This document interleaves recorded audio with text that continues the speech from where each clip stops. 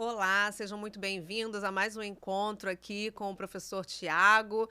Eu, Raquel Coelho, da ProHealth, né? O objetivo justamente é fazer divulgação de ciência, um bom debate. E o tema de hoje é um tema que eu particularmente gosto muito, que é sobre planejamento, né? Periodização, treinamento e, por que não, pensar em tudo isso vinculado à nutrição esportiva. Tá Aí é o certo? combo ótimo, né? Até porque o treinamento é o rei e a Exatamente. A nutrição é a nutrição é a rainha. rainha. Então aí você tem um tabuleiro inteiro já, pelo menos as principais peças, né? Para você ter Exatamente. um bom jogo de xadrez aí, vamos dizer assim. Exatamente.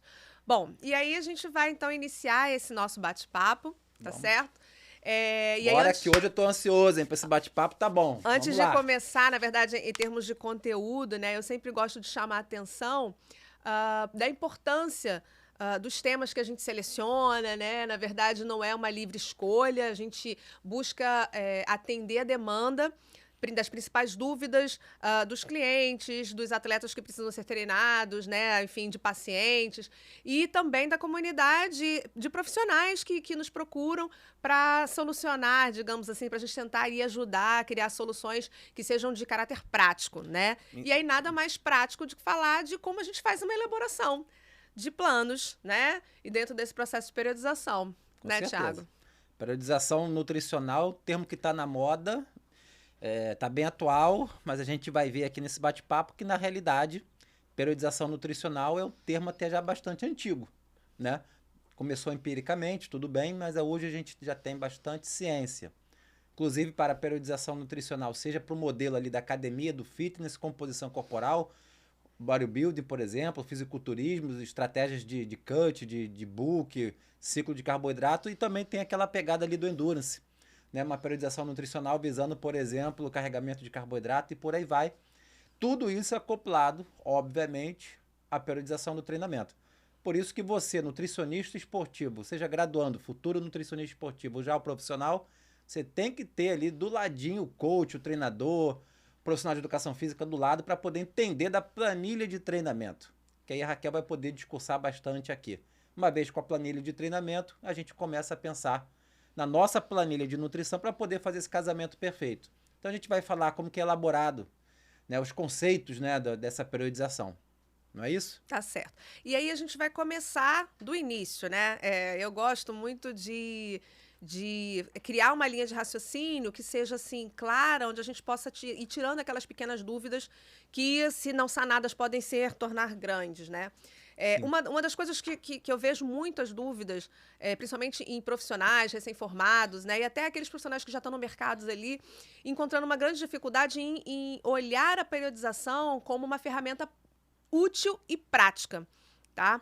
Normalmente a periodização ela é muito falada ali no âmbito de esportivo de alto nível, mas no indivíduo da academia, no atleta amador, enfim, né? No atleta que está iniciando uma atividade física regular por conta de uma indicação clínica, enfim, como é que se encara isso? Como é que se planeja uma periodização com todos aqueles elementos que a gente encontra lá na disciplina de treinamento esportivo, Ou né? fica na 3 de 10, né, direto. Ou fica exatamente na 3 série de mesmice, 10, no 3 mesmo série de 10, 3 modelo. série de 10. Sempre Exatamente. 20 minutos lá na esteira, não faz nada, com a mesma intensidade. Tem Isso. Então, assim, periodização alguma. eu vejo uma grande preocupação, na verdade, de profissionais em aplicar todos aqueles conceitos, né, teóricos que a gente aprende lá nas disciplinas de treinamento esportivo na graduação. E aí, antes de começar, né, eu gostaria de falar que a periodização, na verdade, ela é apenas uma parte do processo. Né? Então, assim, ela não é o todo, ela é apenas uma parte, ela é uma ferramenta do planejamento. Então, acho que o pulo do gato, na verdade, é quando você encara, né, esse novo evento, atividade física, esse novo evento, uma prova, esse novo evento, uma mudança de rotina, como um planejamento. E aí, dentro do planejamento, você tem a periodização. Tá certo? Então, a periodização ela é uma das etapas de um planejamento. Então, se você pensa em criar um evento para sua vida, sei lá, você vai pensar em casar, né? Então, quando você pensa em casar, ninguém casa da noite pro dia. Então, você planeja com quem você vai casar, quando você vai casar, o porquê que você vai casar, enfim. Você tem todo um processo de identificação desse evento, dos elementos que são necessários para esse evento e de como você vai começar a criar o que a gente chama de plano de ação. né? Então, você cria um plano de ação com algumas etapas, onde a primeira etapa você tem lá a avaliação de todo o processo, quem é você, quais são as suas capacidades, quais são as suas limitações, quais são os recursos que você precisa adquirir ou que você já possui para manter aquele processo físico. E isso tudo já é parte desse planejamento. Então, ninguém inicia, né, um programa de atividade física, ninguém inicia todas essas atividades extra à sua rotina sem fazer essa avaliação prévia. Então, isso tudo faz parte do que a gente chama de planejamento. Então, planejamento é uma técnica administrativa onde você gerencia tudo isso que a gente acabou de conversar aqui. Tá certo? Bom, e aí depois que você faz essa análise inicial, né, você vai para o segundo nível desse planejamento, tá certo? Que é criar esse tal famoso plano de ação, né? Então, quais são as datas, onde eu vou começar, aonde eu vou realizar, quem eu vou procurar para me auxiliar nas atividades que eu vou precisar fazer, quais são os profissionais, né, quais são os locais, como é que essa nova rotina vai se encaixar dentro da minha rotina pré-existente, quais são as mudanças que eu vou precisar criar ali. Então, qual é todo o meu gerenciamento de tempo e de recursos humanos e administrativos que eu vou precisar fazer, tá certo? E aí, a partir disso, a gente cria lá o terceiro nível de planejamento, que é onde, de fato, a gente acaba olhando com um pouco mais de cuidado dentro desse processo da periodização.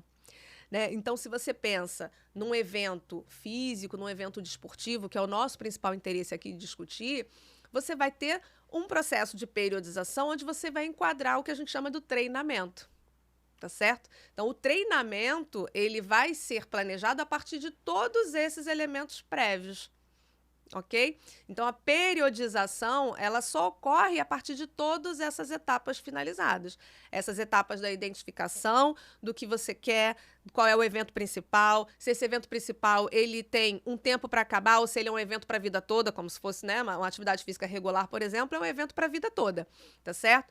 Não, eu quero participar, quero fazer um programa de atividade física porque eu passei num concurso público e eu tenho que me preparar aqui, me programar, que treinar ou periodizar todo esse meu programa de atividade física, porque esse objetivo é um objetivo bem claro, né? Então, se a gente pensa num atleta, de fato, o atleta ele tem um alvo muito bem estabelecido. Então, ele tem uma data, um meio e um final desse processo todo para a realização.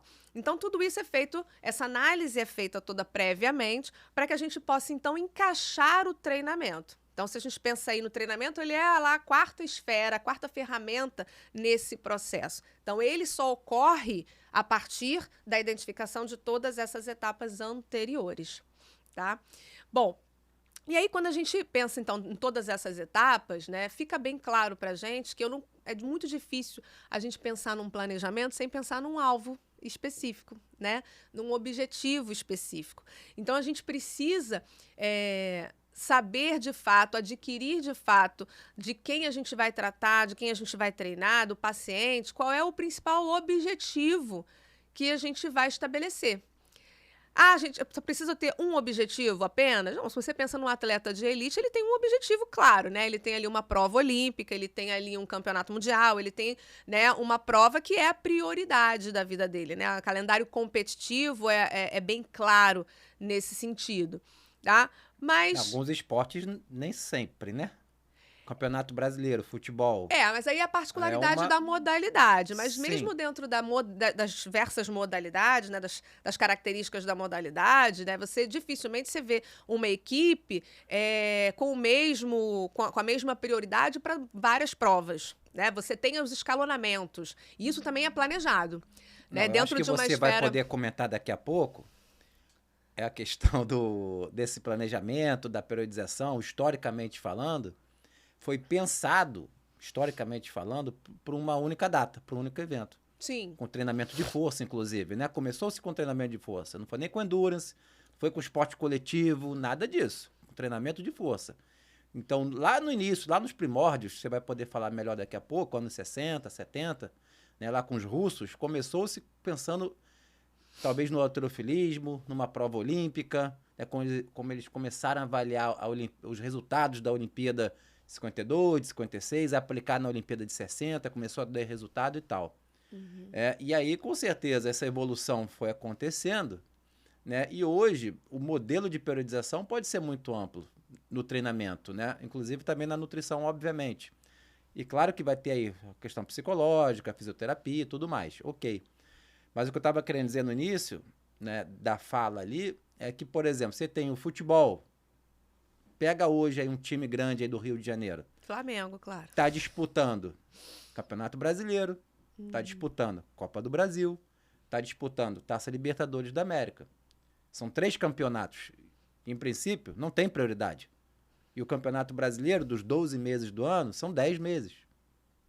Então você tem que estar no alto nível o ano inteiro. É diferente de como foi pensada a periodização lá no início. E com certeza as estratégias, né, da periodização podem mudar, embora os blocos, o conceito possa ser parecido.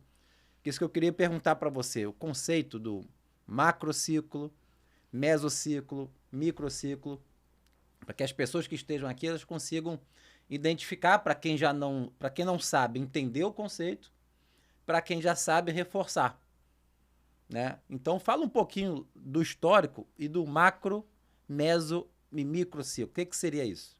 Bom, então, como eu falei, né, dentro de um planejamento, você dificilmente, independente do esporte que seja, dependendo do objetivo, desportivo ou não desportivo, você tem que estabelecer o que a gente chama de pequenas metas, tá certo? Por que isso? Porque ninguém consegue fazer mudanças, né, mudanças gerais no mesmo tempo e com a mesma disponibilidade, com os mesmos recursos. Então, fica praticamente inviável você querer fazer grandes adaptações, grandes modulações, principalmente em se tratando de ser humano normal, o atleta amador, até o atleta que está ali iniciando uma temporada, da noite para o dia. Tá certo? Então, são muitas coisas que a gente elege em termos de adaptações fisiológicas para ir alcançando esses pequenos objetivos, né? Que vão compondo ali o objetivo maior. Então, esse processo da sistematização do treinamento, né, da sistematização de alguns pequenos modelos, ele foi observado ao longo da história. Na verdade, quando a gente fala de periodização, parece que é um assunto relativamente novo, mas não é. Na verdade, os primeiros registros de periodização a gente tem do Império Grego. Tá não certo? Com esse nome, né? Não com esse nome, exatamente. Mas os primeiros registros de modelos, né, a serem seguidos foram, na verdade, desenvolvidos, né, ali, tentando ser aplicáveis para o militarismo. Tá certo? O objetivo era manter um bom gestual, uma boa performance militar. E, obviamente, com a cultura grega, né? A gente, graças a Deus, ela foi uma das principais elementos influenciadores da atividade física, né? Da história ali do treinamento, foi a cultura grega, com o surgimento dos Jogos Olímpicos.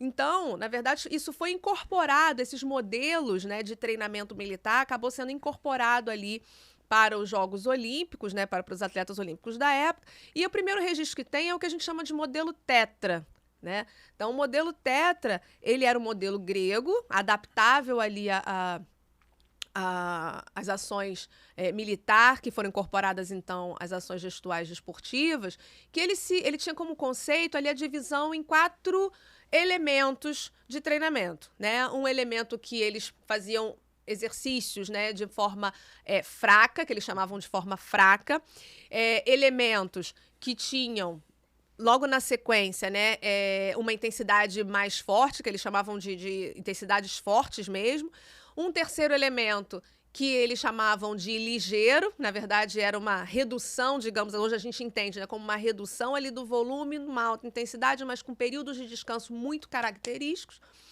E uma terceira etapa, né, um terceiro elemento desse modelo, que era um modelo recuperativo, literalmente de intensidade média. Então, quando você vai olhar a história, o que você tem, na verdade, é justamente as adequações do que a gente chama hoje das variáveis de treinamento, de volume, intensidade e períodos de recuperação.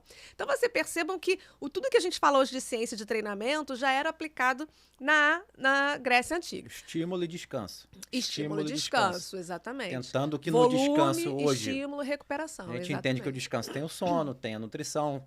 Talvez naquela época não era muito falado, né? Mas tem algumas variáveis aí nutricionais e não nutricionais envolvidas nesse descanso, nessa reparação do atleta, para que realmente aqueles estímulos que induziram a adaptação seja uma adaptação benéfica, né? Que não passe ali do ponto. Exato. Né? E você realmente consiga regenerar e o atleta consiga, numa próxima sessão de treino, dar continuidade a esse planejamento maior, que chegue no ápice da sua performance naquela prova-alvo, naquela data-alvo estipulada. Exato. Você tocou num ponto, né? Na verdade, se você for ver na literatura, você vê a palavra descanso compondo ali programas, enfim, conceituais. Eu, particularmente, gosto da palavra recuperação, porque quando a gente fala de recuperação, a recuperação ela é uma fase importante do treinamento, né? E que está envolvido ali tempo entre exercícios, tempo entre estímulos, tempo entre sessões, né? Tempo que você leva para recuperar, de fato, um atleta em todas as suas características e particularidades, que inclui o próprio descanso, literalmente, e a sua nutrição e o que ele vai fazer ao longo do dia, ou seja, todo o processo embutido ali na recuperação, né? Então não é só o descanso, não é só para a pessoa parar. Seria um descanso ali pensado, né? Estruturado. Exato, é planejado. Então, estamos falando a partir dali desse planejamento, tá? Bom, mas foi somente no século passado, embora a gente tenha esses registros, né? Foi somente no século passado que criou-se o que a gente chama da sistematização desses modelos de treinamento. Estamos em qual década aí, Raquel? Início dos anos... Por volta de 1920, mais ou menos, foram destaques, na verdade, 2 pesquisadores da época, que é o Murphy e Kotov, que, na verdade, eles que desenvolveram o que a gente chama de divisões em fases. Tá certo? 100 anos atrás, então. Exatamente, tá por aí. Então, eles, na verdade, que difundiram a ideia dessa sistematização em fases. Então, o que seriam essas fases, né? Fases do treinamento. E aí, inicialmente, a gente tem ali conceitual, uma subdivisão em 3 fases, que eles chamavam de fase geral, uma fase preparatória, tá? E uma fase competitiva. Claro, a gente está aqui falando, né, do ideal ali para o desporto, né? E a gente, para quem está nos escutando, tem que imaginar que isso está acontecendo há 100 anos atrás.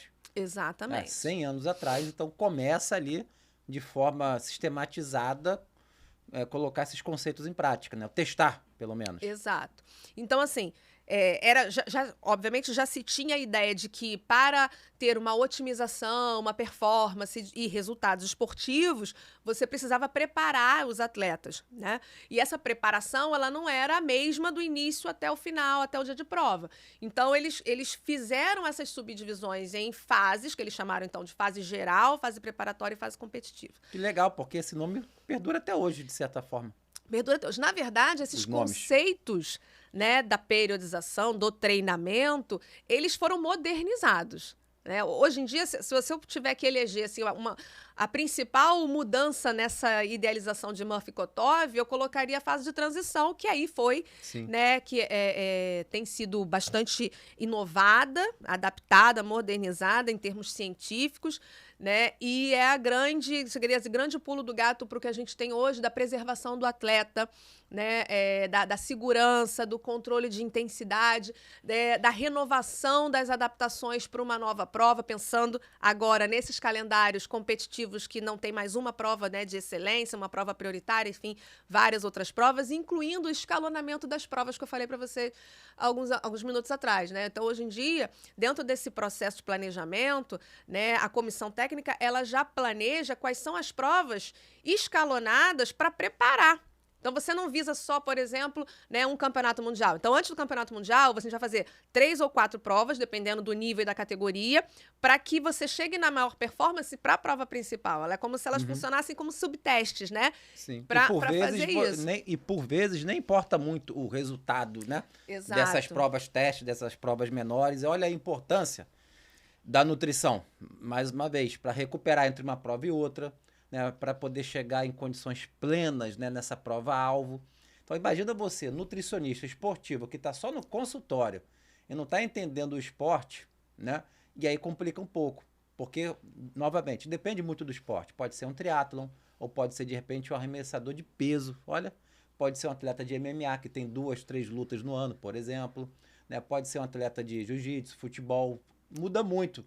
Então, é fundamental o nutricionista esportivo entender da fisiologia do exercício, se aproximar o mais próximo possível, literalmente, desculpe a redundância, mas é isso, do esporte. Preciso praticar o esporte? Não, praticar não.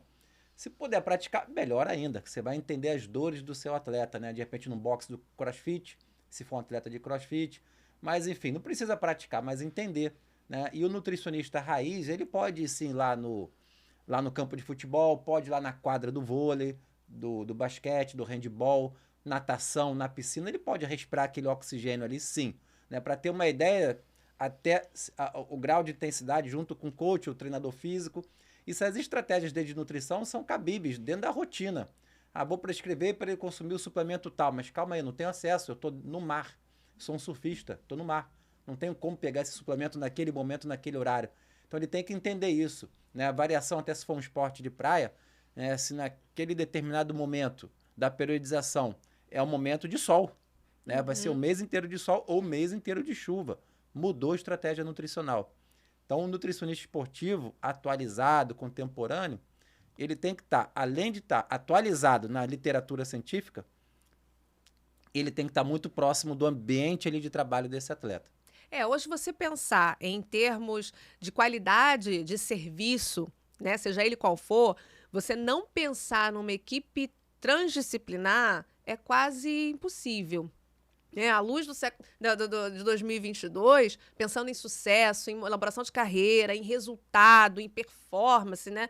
Você não ter uma equipe transdisciplinar, né? Nem multidisciplinar, na verdade é transdisciplinar mesmo, porque eu preciso estar literalmente inteirada com as ações nutricionais que o Thiago prescreve e o Thiago tem que estar totalmente inteirado com as ações de treinamento que são prescritas e planilhadas. E alinhado. Né? Alinhado. E é uma interseção, não é simplesmente um aceitar, né, do trabalho do outro. É literalmente uma interseção. Então, realmente, você está não só antenado, mas você está, de fato, interagindo com diversos profissionais associados. Isso só te garante uma qualidade maior de trabalho, porque você tem um controle melhor. Né? E a gente vai falar de controle. O controle, na verdade, é uma das principais ferramentas que às vezes, os profissionais pecam nisso. Né? Não é simplesmente planilhar. Toma, tá aqui uma planilha, te entreguei e você vai cumprir. Tá certo?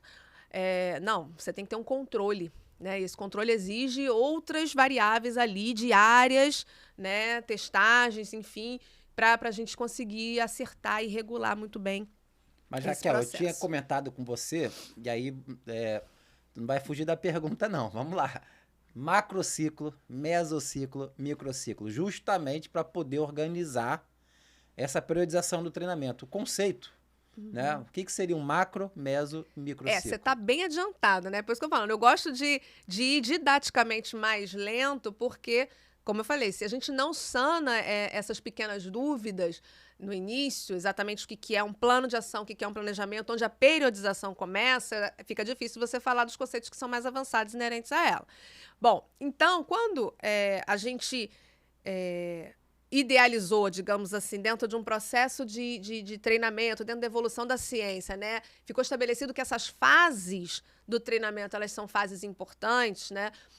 A primeira coisa que se pensa é como é que a gente então sistematiza e quais são as características de cada fase. Por que é uma fase geral? O que é uma fase preparatória? Né? A fase competitiva, pelo próprio nome, já fica mais fácil da gente concluir. Mas o que é uma fase geral? Né? Na fase geral... Mas é bom frisar que essa fase competitiva não é sinônimo de competição. Ela visa mas não é a competição o alto em si só. Ela visa, na verdade... Por que ela é chamada de competitiva? Porque dentro de uma linha geral, você tem ali como alvo, né, um calendário onde as provas, ou a principal prova, ou aquele ciclo de provas, eles ficam próximos dessa fase. Então, na verdade, a fase competitiva, você identificaria o atleta ali na sua máxima performance, na sua máxima capacidade, nas suas máximas potencialidades. Bom, então se eu estou ali no pico de performance desse atleta, né, para que ele possa, de fato, ter o melhor resultado de prova, as fases anteriores, elas precisam, então, visar esse escalonamento. Tá certo? Então, a fase geral, que seria ali idealizada, né, por Murphy-Kotov como a primeira fase, ela seria justamente a fase onde você identifica as capacidades e limitações dos atletas. Então, né, aquela principal fase de testagem, aquela principal fase onde você vai criar os planos iniciais, né, e as metas iniciais, tá certo? Então, onde você vai olhar as capacidades em termos de aptidão física, ou seja, quais são os elementos fisiológicos daquele atleta, em que nível que ele se encaixa, qual é a classificação, se ele está abaixo, se ele está dentro do esperado, se ele está acima, tá certo? Então, as capacidades coordenativas, né? Então, não é só a aptidão física em si, o geral, mas as capacidades coordenativas, angariar os recursos necessários e traçar aquelas metas. Então, essa fase geral, se a gente faz um comparativo com as demais fases, ela tem uma variação de tempo bastante considerável.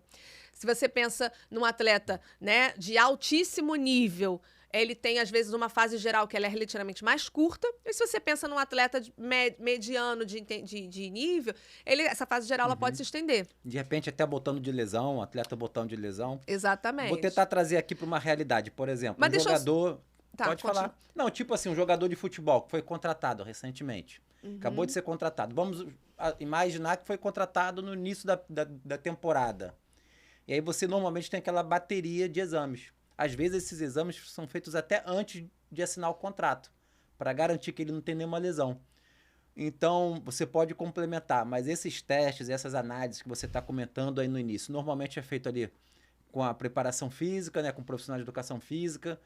A gente pode estar comentando aqui sobre testes de campo, testes de laboratório, testes para avaliar, por exemplo, dentre outras variáveis, condicionamento cardiorrespiratório, o chamado VO2 máximo, limiares ventilatórios, né? De repente a gente pode estar fazendo uma antropometria, uma composição corporal, seja pelo um método duplamente indireto ou duplamente indireto, uma composição corporal, dobra cutânea, biopedância, né? Até com outras técnicas possíveis. Então, dentro dessa antropometria, de repente, circunferência, avaliar se tem algum risco cardiometabólico, alguma coisa assim, exame laboratorial, tudo dentro do contexto, flexibilidade, exato, potência, teste de Wingate. Por isso que eu falei, é a fase onde você vai, digamos assim, selecionar de fato o que você precisa trabalhar com aquele atleta. Por isso que é uma fase geral, porque eles chamam de fase geral. Porque você, na verdade, olha, você faz um scanner de cima a baixo, que vai desde da clínica, ou seja, da condição Sim. física inicial, né? Ou seja, se o indivíduo ele é um indivíduo saudável ou não, se há uma identificação de risco ou não, e das capacidades, literalmente, né? Porque uma coisa é você fazer um exame clínico, você ser classificado saudável ou não saudável. Outra coisa Sim. é você ser classificado em níveis de aptidão física. Com certeza. Tá certo? Então aí, por isso que tem uma bateria de exames clínicos, né? E aí, quando eu falo exame clínico, eu estou falando de todas as esferas da área médica. E tem as capacidades físicas, que aí são os testes voltados para as análises funcionais. E até para cada esporte. Vamos lá. Para cada esporte. Uma ginasta. Eu quero avaliar flexibilidade, por exemplo, coordenação motora. Talvez no atleta de futebol, eu não precise de tanta avaliação de flexibilidade. Ou a flexibilidade dele pode ser adequada com score menor. Depende. Isso, na verdade, é uma grande evolução, né? Vou até tocar nesse assunto, mas já que a gente já falou para não esquecer, uma grande evolução da modernização do processo de periodização, que aí veio depois dos outros pesquisadores, como Matviev, Bompa, né? Que foi, na verdade, a individualização do processo de periodização. Né? Então, assim, claro que a gente não abandonou, ninguém abandonou os modelos referenciais teóricos da periodização, né? Como eu falei, eles se estendem até hoje, foi introduzida ali uma nova fase de transição, mas a gente não abandonou esses modelos referenciais teóricos. Mas, hoje a gente não pensa na periodização, né, no mesmo processo de testagem, de avaliação, de monitoramento, de controle de carga, igual para todo mundo. Né? Mesmo nos esportes individuais, você tem variações dependendo da fase de treinamento. Né? Ou seja, a escolha, a seleção, as datas, o planejamento, né, da testagem, ela muda. Às vezes você faz uma bateria de testes iniciais que elas não precisam necessariamente se repetir. Sim. Tá certo? Então, porque na verdade, por que você faz o teste? O que é um teste? O que é um exame? Na verdade, é uma triagem. Né? É apenas uma das ferramentas possíveis para você ter um referencial do que precisa alcançar. Então, óbvio, você tem pré-determinado níveis, uma classificatória, então você adquire aquele resultado e aí você faz o que é aquele resultado? Você planeja outros elementos, né? Então, posso dar um exemplo aqui? Então, por exemplo, fez um exame laboratorial de triagem, teste inicial, um monte de bateria de exame, viu, sei lá, hemoglobina glicada. né, que poderia ser um indicativo de Indicativo de controle risco. glicêmico ao longo ali dos últimos 2, 3 meses que seja. Hemoglobina glicada. Cara, deu tudo normal. Tá normal, a pessoa é magra, é atleta, deu normal. Preciso repetir daqui a 3, 4 meses de novo, na segunda bateria de teste, de repente quando for trocar de bloco, de mesociclo, não precisa. De repente o percentual de gordura inicial já está adequado também, inicial. Você está vendo que ela foi se mantendo ao longo daqueles 3 meses, por exemplo. Preciso repetir o percentual de gordura, gerar um número?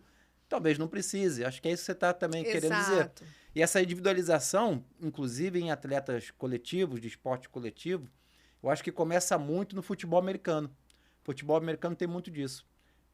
E é até um preparador físico específico para cada atleta, a depender da posição. Exato. É um esporte que, claro, envolve muito dinheiro, tem muita grana e tem essa condição financeira para especializar ainda mais a posição, que exige uma corrida maior, uma resistência maior ou mais força bruta, né? Olha o esporte americano, o futebol americano. Então, dependendo da posição, as valências, as capacidades físicas, né, que tem que ser aprimoradas, a depender do atleta, pode diferir.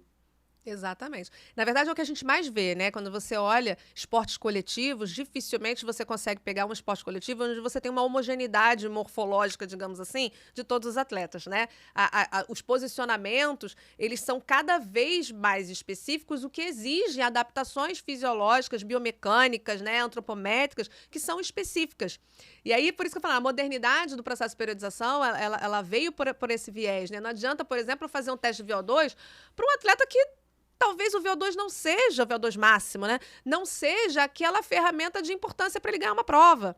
Sim. Entendeu? Então, assim, mas tem atletas não. Tem atletas que eu preciso ir aprimorando o VO2 até a fase competitiva. Então, a individualidade, né? Na verdade, a individualidade é aliada ao que a gente chama da especificidade, que é um outro princípio do treinamento. Então, individualidade biológica é um princípio do treinamento, é o primeiro carro-chefe, né? Quem você vai, de fato, treinar, né? Ou seja, o conhecer aquele corpo, aquele organismo, com todas as suas particularidades, capacidades e limitações. Então, a gente precisa identificar tudo isso nessa fase geral. Então, mais uma vez, é a fase onde você vai identificar risco, é a fase onde você vai, possivelmente, identificar uma predisposição a uma determinada posição de jogo. Você pode até direcionar, dependendo das qualidades físicas que você avalia, o melhor esporte para aquele atleta. Se você pensa assim, por exemplo, numa equipe e de juvenil, numa equipe ali onde você tem um celeiro de atletas que às vezes você vai direcionando mediante ao que você habilidade avalia. Técnica, né? Até o talento, né? Vamos dizer. Exato, ao que você avalia na fase preparatória, na fase geral, perdão. Bom, então essa fase geral ela vai depender de todos esses elementos que a gente acabou de falar.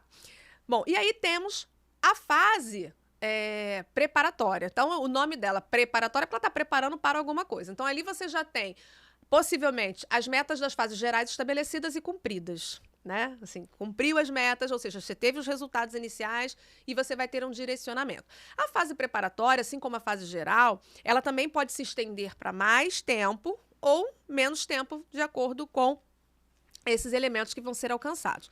E aí a fase preparatória, ela começa a ter uma diferençazinha da fase geral no sentido da intensidade, no sentido da aprimorar mais o processo específico daquele desporto, daquele atleta. E algumas provas hoje, a gente já percebe, né? Algumas provas ao longo da carreira, do calendário de provas do atleta, já são embutidas nessa fase preparatória. Não com o sentido de ganhar a medalha, de fazer o primeiro lugar, mas de fazer esses escalonamentos para uma prova alvo, né? Provas testes, exatamente. Tá? Normalmente, quando começa a fase preparatória, pode ter uma nova bateria de exames, né? De teste para saber como foi a evolução. Exato. Nessa fase geral. Até para eu saber se eu estendo ou não, se eu diminuo, se meu atleta já está aquém do que eu precisava, ou ele está muito além, então a gente vai fazendo esses ajustes, né? Então, esse planejamento em termos cronológicos, eles não são necessariamente o nosso calendário anual. Isso precisa ficar bem claro. A gente tem, né, o ano é um ano para todo mundo, mas o que não significa que todas essas fases gerais, elas vão ser, geral, preparatória e a competitiva, ela vai ser realizada sempre na mesma época, com a mesma data, com a mesma duração, nos mesmos 24, nas mesmas semanas. Então, a partir daí, né, a gente criou a gente, né, enfim, os pesquisadores da época começaram a observar que esse tempo, ele é um elemento que precisa ter controle, tá certo? E por que que esses controles, esses elementos, eles não seguem essa mesma ordem cronológica, ou seja, os mesmos horários, os mesmos dias da semana, os mesmos meses? Porque eles são pautados numa adaptação, né? Eles são pautados com objetivos de mudança fisiológica.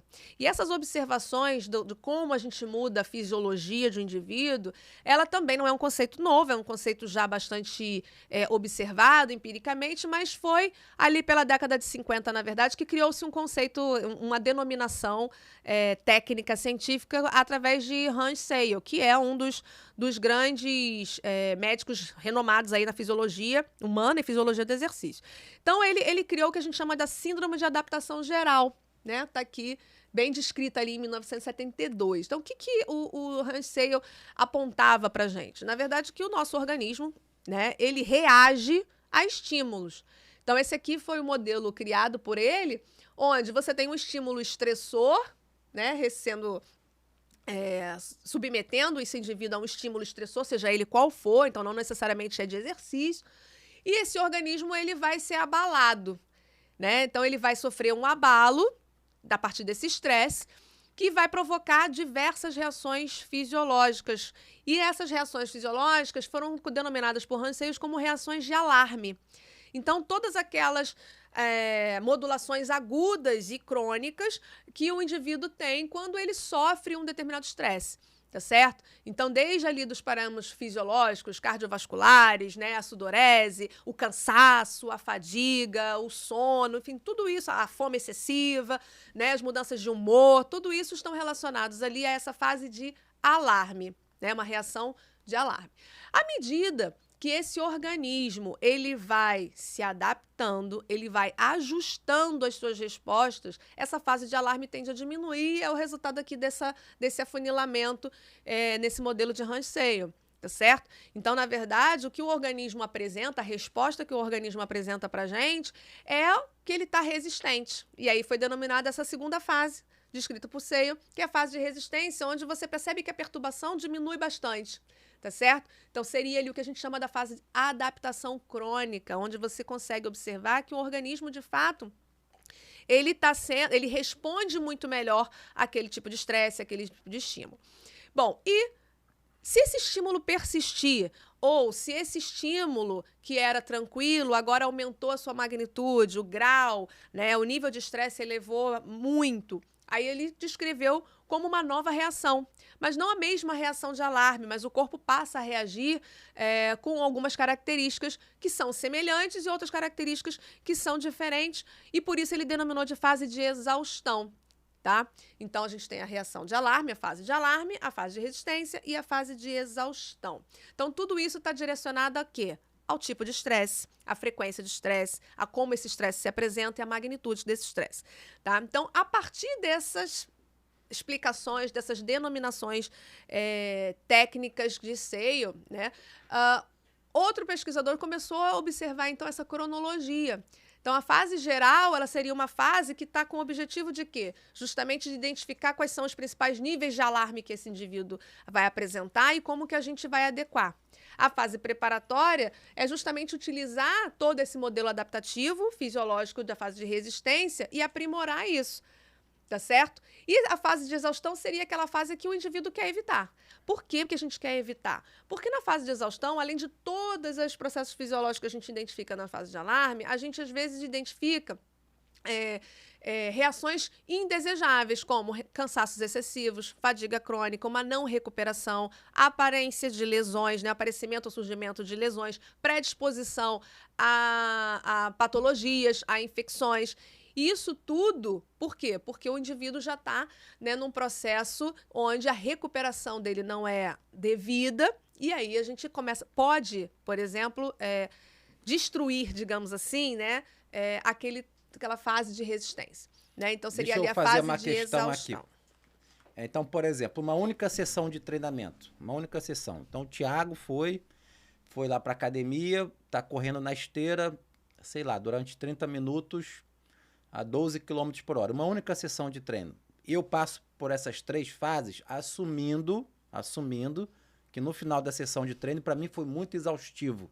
Muito exaustivo. Eu passo pela reação de alarme, que são as adaptações agudas, como você falou, sudorese, hiperventilação, frequência cardíaca elevada, seria uma fase de alarme do meu organismo. Eu passo por essa fase de resistência, que seria uma adaptação de alguma forma, e se eventualmente chegar na exaustão, também estou passando por essa terceira fase, ou esse conceito aqui de adaptação geral de seio, descrito em 72, não é para um evento agudo. Não é para um evento agudo. Como se fosse, então, na fase geral, uma preparação geral está mais relacionado a reações de alarme, ou seja, então não necessário, porque só para não deixar dúvida, porque se a reação de alarme, os exemplos foram frequência cardíaca elevada, hiperventilação, sudorese, pode estar acontecendo no exercício de forma aguda, na fase geral, preparatória e específica. Então, só para conceituar e deixar claro, né, essa reação de alarme, resistência, exaustão, não é uma sessão de treino. Não, é uma curva temporal maior, tá? Uma curva temporal maior e olhando a presença do estímulo. Mas para o que a gente entende como a sessão de treinamento, aí como falando, vamos adiante. Você pode passar, por favor, Thiago? Para responder sua resposta, a gente tem esse daqui. Pergunta. É sua pergunta, perdão. Para responder sua pergunta, a gente tem justamente esse modelo que é gerado a partir da síndrome de adaptação geral de seio, onde a gente consegue observar, de fato, as respostas, né, mais pontuais da sessão de treinamento, tá certo? Então, o que a gente percebe, está observando nesse gráfico aqui? Está observando uma curva da evolução do condicionamento em função do tempo, tá? E aí a gente tem o ponto zero, que seria ali o condição inicial do indivíduo. Ali está colocando o quê? Nível de condicionamento inicial. O pessoal não consegue ler de casa, então, talvez. Seria que esse ponto seria a condição inicial, né? O Como T0. eu cheguei lá no Flamengo. Exatamente. Estão me avaliando, é isso? Isso. Como está meu VO2, minha flexibilidade. Exatamente. Essas variáveis. É bom frisar que para cada condição física, para cada capacidade física que a gente vai avaliar, você tem ali um ponto inicial. Diferente. Tá? Mas vamos pensar num único capacidade, que é para a gente não fugir e ficar um pouco mais claro para quem está nos ouvindo. Vamos pensar ali na condição cardiorrespiratória, na aptidão física, né, no VO2 máximo do indivíduo. Então, você tem uma condição inicial ali que eu não sei qual é, tá certo? Você e aí poderia a gente vai explicar rapidamente o VO2 máximo? O conceito? Então, VO2 máximo, né, essa sigla, né, volume de oxigênio máximo, ele representa, né, o que nós chamamos de aptidão física geral do indivíduo. O que está incluído ali? Está incluído toda a capacidade metabólica, que é quem vai, na verdade, suprir aquela demanda de exercício, seja ele qual for. Então, quando a gente pensa no indivíduo que precisa correr, ele tem uma demanda metabólica que é inerente da tarefa, da corrida, da distância, do tempo, e essa demanda metabólica precisa ser sanada pelo próprio organismo. Como que o organismo sana isso? Através das conversões dos substratos energéticos em ATP, né, em energia, nossa moeda corrente química, que vai manter ali a condição motora, a condição de corrida. Mas para que o indivíduo possa fazer isso, essa conversão dos substratos energéticos, seja ele qual for na corrida, no atletismo, na natação, no futebol, ele demanda, né, o auxílio, digamos assim, do oxigênio, né, daquela molécula que está aqui pertencente na atmosfera e que a gente utiliza para auxiliar as reações metabólicas à produção de energia. Né? São reações que a gente chama acopladas, ou seja, eu consumo oxigênio para que esse oxigênio seja utilizado nas reações químicas aeróbicas para garantir a produção de energia que eu vou utilizar para minha condição motora, para a realização da minha tarefa.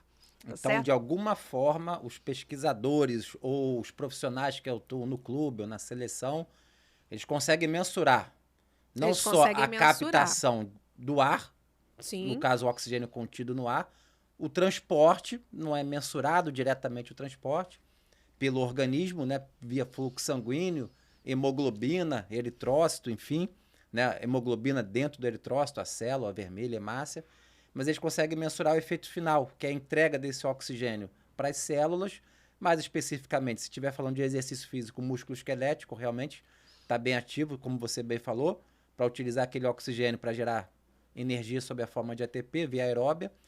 E os pesquisadores conseguem mensurar isso. Conseguem Exatamente. mensurar de forma, às vezes, no laboratório, acoplado a uma esteira, uma bicicleta, hoje em dia até natação na piscina, ou fora do laboratório, ali das 4 paredes. Pode ser também no campo, pode ser fora, Isso. pode até ser na praia, no surf. Tem aparelhos que conseguem mensurar. São os calorímetros, seria isso? Você tem os calorímetros e você tem, acoplado à tecnologia da calorimetria, você tem hoje o que a gente chama da ergospirometria. Então, como o Thiago falou, né? A gente tem o oxigênio, que eu acabei de falar dessa molécula, ela não está em qualquer local assim, né? Então, a gente tem oxigênio na atmosfera. Então, como é que a gente utiliza esse oxigênio lá na minha célula muscular que está ali precisando para correr? Eu preciso ter. A gente tem algumas etapas fisiológicas para isso. Então, a primeira etapa é justamente fazer o que a gente chama da captação do ar atmosférico. Essa captação do ar atmosférico, ela é toda direcionada por um sistema fisiológico chamado sistema pulmonar, tá certo? Que é o grande responsável por fazer essa captação de ar, né? Ou seja, o volume inspirado. Esse volume de ar inspirado, ele é direcionado para outros elementos teciduais, né? Que compõem ali o que a gente chama de sistema cardiovascular. Então, eu já tenho ali uma conversa, né, de todo o meu aparato pulmonar, das minhas vias aéreas, pulmonar, alveolar, para os elementos cardiovasculares. E por que isso? Porque esse ar que eu estou oferecendo, que eu captei, estou oferecendo, ele precisa ser direcionado. E aí ele vai ganhar essa, o que a gente chama da circulação, que é esse elemento tecidual sanguíneo importante, que é o distribuidor aí de substâncias no nosso corpo. Mas o sangue não trabalha sozinho, né? Ele é um tecido fluido, ele precisa ser impulsionado. E essa impulsão é através do que a gente chama da bomba cardíaca. Por isso, o elemento cardiovascular. Então, a partir, né, da captação do oxigênio e do transporte desse oxigênio e substrato energético para os tecidos que vão agora fazer o que a gente chama da utilização. Né? Utilização metabólica. Então, eu estou falando da captação, transporte e metabolização desses substratos e do oxigênio para a produção de energia. E olha o que legal aí nesse momento. Juro que a gente já volta ali pro gráfico, mas olha que legal, até na perspectiva da nutrição. Né? Porque esse mesmo aparelho que consegue mensurar o VO2, como você bem falou, que é o consumo do oxigênio, ele consegue mensurar também a saída do CO2. Né? O quanto de CO2 é expirado, eliminado. E o CO2 vem da onde? Vem dos substratos energéticos. Então existe uma relação, né, teórica, né, onde você tem, para tal da queima da glicose, entre aspas, queima, né, a oxidação, metabolização de uma glicose, que é um carboidrato, uma hexose com 6 carbonos, quando ele é totalmente degradado pela via aeróbia, mitocondrial, fosforilação oxidativa, ela consegue liberar um quantitativo de molécula de CO2 que é exatamente igual ao quantitativo de consumo de oxigênio, de moléculas de oxigênio que foram consumidas. No caso, 6. Então, quando você divide o oxigênio consumido pelo CO2 expirado, dá 1. Isso é uma equação que é o quociente respiratório, não proteico, no caso, que se naquele aparelhozinho estiver mensurando 1, essa relação do VO2 pelo CO2 eliminado, por exemplo, durante uma maratona, né, se a gente for mensurar numa esteira, mimetizando a velocidade de prova de um maratonista, está dando 1, eu sei que mais ou menos pelo teórico ali, aquele atleta naquela condição está consumindo mais carboidrato como fonte de energia. Por outro lado, se essa relação for abaixo de 1, chegando lá no extremo teórico, 0,7, principalmente estaria sendo consumido lipídio. 0,7 praticamente nunca vai chegar. Seria 100% queima de lipídio e nada de carboidrato. Né? Só se ele estivesse ali numa dieta cetogênica, enfim. Tá? Mas seria a ideia de você estar oxidando o palmitato.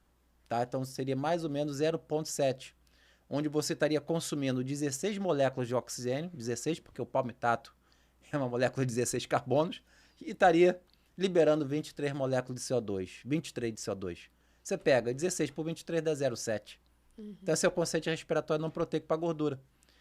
Isso pode ter uma estratégia nutricional interessante, porque se eu sei que durante a prova, claro que pela intensidade já dá para ter uma ideia, mas se eu consigo mensurar o quantitativo através de alguns cálculos de quanto de carboidrato de fato ele está sendo consumido pelo corpo, eu posso oferecer tantos carboidratos em géis, 2, 3, tanto de repositor de eletrolítico, justamente para atender a demanda de carboidrato dele. Então, isso também é uma estratégia. Se você mimetizar o teste, né, com calorimetria indireta, o ergospirômetro no laboratório ou até em campo, você consegue ver essa parte nutricional também. Olha como é interessante a gente pensar, né, na tecnologia e na modernidade do treinamento, porque quando a gente pensa assim em aptidão física, a gente pode estimar e avaliar, né, utilizando as ferramentas, as testagens já clássicas descritas na literatura, sem esse tipo de informação.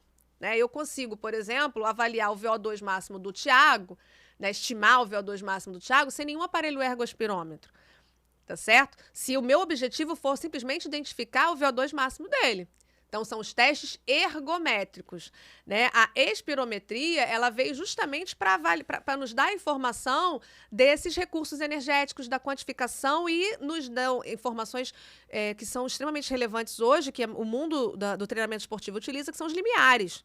Tá certo? Então, esses limiares, eles vão dar justamente o período exato daquele momento do exercício, a velocidade exata daquele momento do exercício, a condição exata do nível de esforço que ele está fazendo, onde ele começa a ter essa maior participação ali dos substratos glicolíticos em detrimento dos substratos lipídicos e vice-versa. Então, até que ponto a gente estende a capacidade oxidativa majoritária do indivíduo, até que ponto ele começa a ser mais anaeróbico, mais glicolítico. Tá certo? Então, essas informações, elas são associadas. Mais uma vez, elas são associadas. E isso dá um informativo muito grande da tarefa mecânica. Ou seja, eu sei que naquele momento da prova, ou seja, naquele tempo, em 10 minutos, ele começa a ter essa troca gasosa mais acentuada, então o que já me dá uma informação de que ele pode ali estar entrando num período mais complicado da prova para ele. Não, ele consegue se estender bem mais nesse período, não só quando ele começa a subir uma ladeira que isso ocorre, então em que momento da prova isso está acontecendo, né? Então tudo isso é avaliado, né? A gente precisa dessas análises prévias para você estabelecer as metas ali de treinamento. Então vamos imaginar que a gente está iniciando ali um dos períodos de treinamento. Então, a gente já fez esse processo, já identifiquei qual é o nível, já classifiquei ele e aí já prescrevi uma determinada sessão de treinamento. Então, já identifiquei o nível e a aptidão dele. E aí, então, ele vai começar nesse nível 0 aqui, no T0, né? Em repouso, a gente vai dar um estímulo, o estímulo do exercício, planejado, já pré-determinado, mediante as classificações que a gente já fez. Então, vou voltar aqui só para mostrar para o pessoal que está em casa. Tá? Então, foi até a pergunta que eu tinha feito. Se o único estímulo, Thiago, na esteira, foi o exemplo que eu dei, que eu saio da esteira exaurido, cansado, será que naquele único estímulo na academia eu passei pelas 3 fases, reação de alarme, fase de resistência e fase de exaustão? Você comentou que não, e ia me explicar aqui. Então a gente vai pegar esse gancho. Vou fazer um parênteses rápido da minha fala, que eu comentei do quociente respiratório, que o 1 é mais carboidrato, 100% carboidrato, nível teórico, isso está certo, ok. Comentei do 0,7 da gordura, que seria 100% gordura sendo oxidada, também está certo, ok. E eu comentei rapidamente, falei da cetogênica. Dieta cetogênica é aquela que não tem o carboidrato. O indivíduo está fazendo quase nada de carboidrato em termos de ingestão. No máximo, as 50 gramas. E para ter certeza que ele está numa cetose, uma dieta cetogênica, tem que ser mensurado ou beta-hidroxibutirato, que é um corpo cetônico no sangue, tem que estar subindo, ou o acetoacetato, que é outro corpo cetônico normalmente na urina. Mas não é isso que eu quero falar. Se o cidadão está numa dieta cetogênica, o quociente respiratório fica muito mais próximo de 1, não da gordura, por incrível que pareça. Né? Então, só para ficar claro, porque o corpo cetônico, quando totalmente oxidado, né, você vai analisar o total de carbono que ele tem, né, e o total de oxigênio consumido e o de CO2 liberado, ele se aproxima muito mais de uma glicose do que um palmitato. Então, um cidadão que está numa dieta cetogênica clássica, o quociente respiratório pode estar um pouquinho mais alto e, de repente, você não está entendendo. Mas vem cá, não tem que estar queimando a tal da gordura? Tá. Os corpos cetônicos são oriundos de lá, inclusive. Né? Mas é porque os corpos cetônicos elevados no sangue, né, sendo consumidos, então, como substrato energético no músculo, ele acaba gerando um quociente respiratório um pouquinho mais elevado do que o esperado se estivesse queimando gordura pura. Perfeito. Bom, e aí, então, quando a gente aplica um estímulo de exercício, nesse caso, o estímulo estressor é o exercício, o que a gente espera? A gente espera causar uma perturbação no organismo, né? Então, para quem acha que exercício físico não é um perturbador, né, eu costumo falar, ele é o principal perturbador. O exercício físico é o principal perturbador da fisiologia humana, tá certo? E aí, por que ele é o principal perturbador? Porque ele faz exatamente isso aqui, ó, essa curva para baixo. O que essa curva para baixo aqui está representando? Está representando a fadiga causada por aquele tipo de exercício, né? Ou seja, o cansaço, a reação de estresse fisiológico que aquela sessão de treinamento provocou. Seja ela do treinamento de endurance, do treinamento da academia, seja ela do treinamento de força, né, da natação, enfim. Você provocou um estresse fisiológico, um estímulo do exercício, e aí o organismo sente, tá certo? Então, as reações, né, que o nosso organismo vai sofrer, elas são proporcionais ao estímulo que você está gerando, né? Então, dentro da fisiologia, a gente considera, né, alguns níveis de estímulo. Então, a gente tem aquele estímulo que a gente chama de estímulo débil, que, de fato, o organismo não vai sofrer uma queda considerável, tá certo? Um estímulo débil. E você tem estímulos que são médios, fortes e muito fortes, que seriam aqueles que geralmente provocariam o que a gente chama da exaustão naquela sessão de treinamento, tá certo? Então, a gente já começa a pensar por aí. Se eu quero que o organismo responda numa determinada, se eu já espero uma determinada resposta fisiológica, eu já planejei qual é o tipo, ou mais ou menos, o impacto que aquele estímulo vai gerar. Será que necessariamente eu preciso sempre trabalhar, por exemplo, no estímulo exaustivo, né, fazendo com que o cara fique exaurido na pós-sessão de treinamento? Não, na verdade, a gente conta nos dedos dentro do processo de periodização, às vezes que a gente vai levar o atleta, de fato, uma exaustão, tá certo? Então, isso tudo é planejado. E aquela frase, então, clássica, no pain, no gain. Essa frase, ela vem, né, explicando parcialmente isso daqui. Por que ela vem explicando parcialmente isso daqui? Porque quando a gente continua observando a curva, o que a gente percebe? Você tem um impacto que não é descendente toda a vida, né? Esse impacto do estímulo, ele vai sendo recuperado. Então, a gente tem ali uma outra fase desse processo, que é oriundo de uma sessão de treinamento. Então, a gente tem uma fase que a gente chama fase F, ou a fase de desgaste, a fase de fadiga, porque essa fase F é fase de fadiga, você vai provocar as mudanças e o impacto estressor no teu organismo. E depois você tem uma fase R de quê? A fase de recuperação. Tá certo? Então, percebam que o meu organismo, ele vai fazer uma curva ascendente recuperando o estágio inicial do indivíduo. Tá certo? Então, a fase F e a fase R de recuperação, de retorno à condição homeostásica desse indivíduo. Tá certo? E por que tem que ser assim? Porque se não fosse dessa forma, toda sessão de treinamento do exercício provocaria, né, um estresse que não seria recuperativo, e isso não seria bom. Por que a gente hoje preconiza que o exercício físico é bom, estimula a prática regular? Porque a gente está estimulando isso aqui, o desgaste e uma recuperação. Ah, mas Raquel, quando eu recupero, eu volto para a minha condição inicial, qual é o benefício disso? O benefício que isso aqui, quando é bem dosado, bem planejado, na verdade, o organismo ele não para na condição inicial. Ele sobe essa condição inicial, né? Então, essa ascensão acima do nível inicial de condicionamento do indivíduo é chamado de supercompensação, que é a fase de adaptação. O meu corpo, né, fazendo uma analogia, olha, eu entre aspas, me ferrei aqui submetida a esse estímulo, então eu não posso deixar que isso aconteça novamente. Então, eu vou me condicionar acima do que foi essa tarefa exigida, tá certo? Então, eu estou mais bem preparado. Então, quando a gente fala que o indivíduo está condicionado, é porque o que a gente espera com o condicionamento? Que o organismo responda melhor do que ele respondeu na sessão anterior, ou no início da periodização, do treinamento. Então, o que a gente usa, né, e veio da teoria de Sale, é o processo da supercompensação. Então, a adaptação geral, ela é preconizada para gerar essa supercompensação, que é o que a gente chama da melhora de condicionamento. Ah, Raquel, isso aqui, todo o organismo vai responder dessa forma? Não, existem alguns elementos que potencializam isso, como, por exemplo, como foi essa recuperação, quais são os elementos que estavam embutidos aqui nessa recuperação. Vocês lembram que eu falei para você, quando a gente fala de recuperação, eu não estou falando só de ficar descansando pós-esforço, né? Eu estou falando de sono, eu estou falando das outras 20 horas do dia, eu estou falando do processo da alimentação, do processo de recuperação psicológica, né? Emocional, associada ali ao estresse do exercício.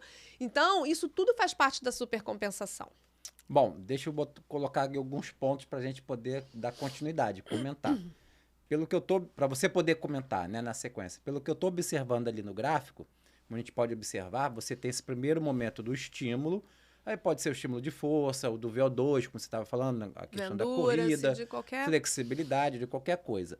Mas essa é a primeira pergunta, até para quem está nos assistindo, porque, por exemplo, quando a gente vai para a academia treinar, fazer nosso treinamento de força, a gente vê, por exemplo, muito personal, e aí eu posso falar que também sou profissional de educação física, e você está vendo que o estímulo ali está totalmente débil, fraco para aquele aluno. Totalmente.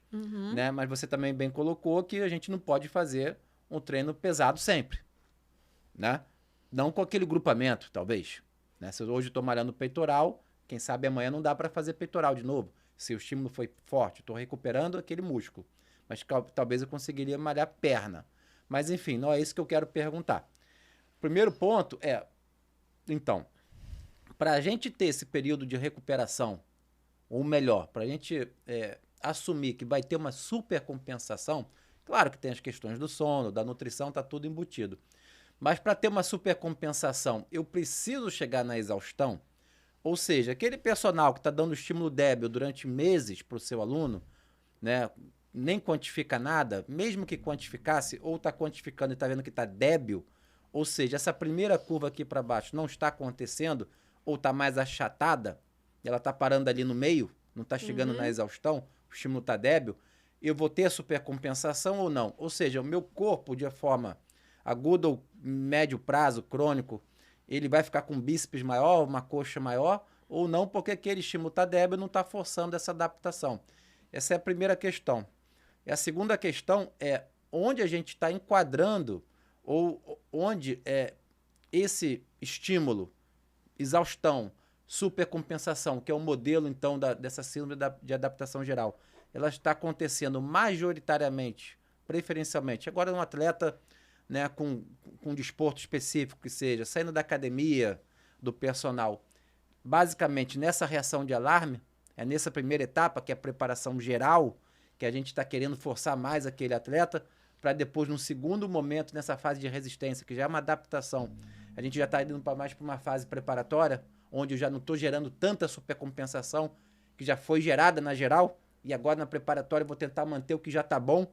E como que está isso aí? Trabalha essas questões, por favor.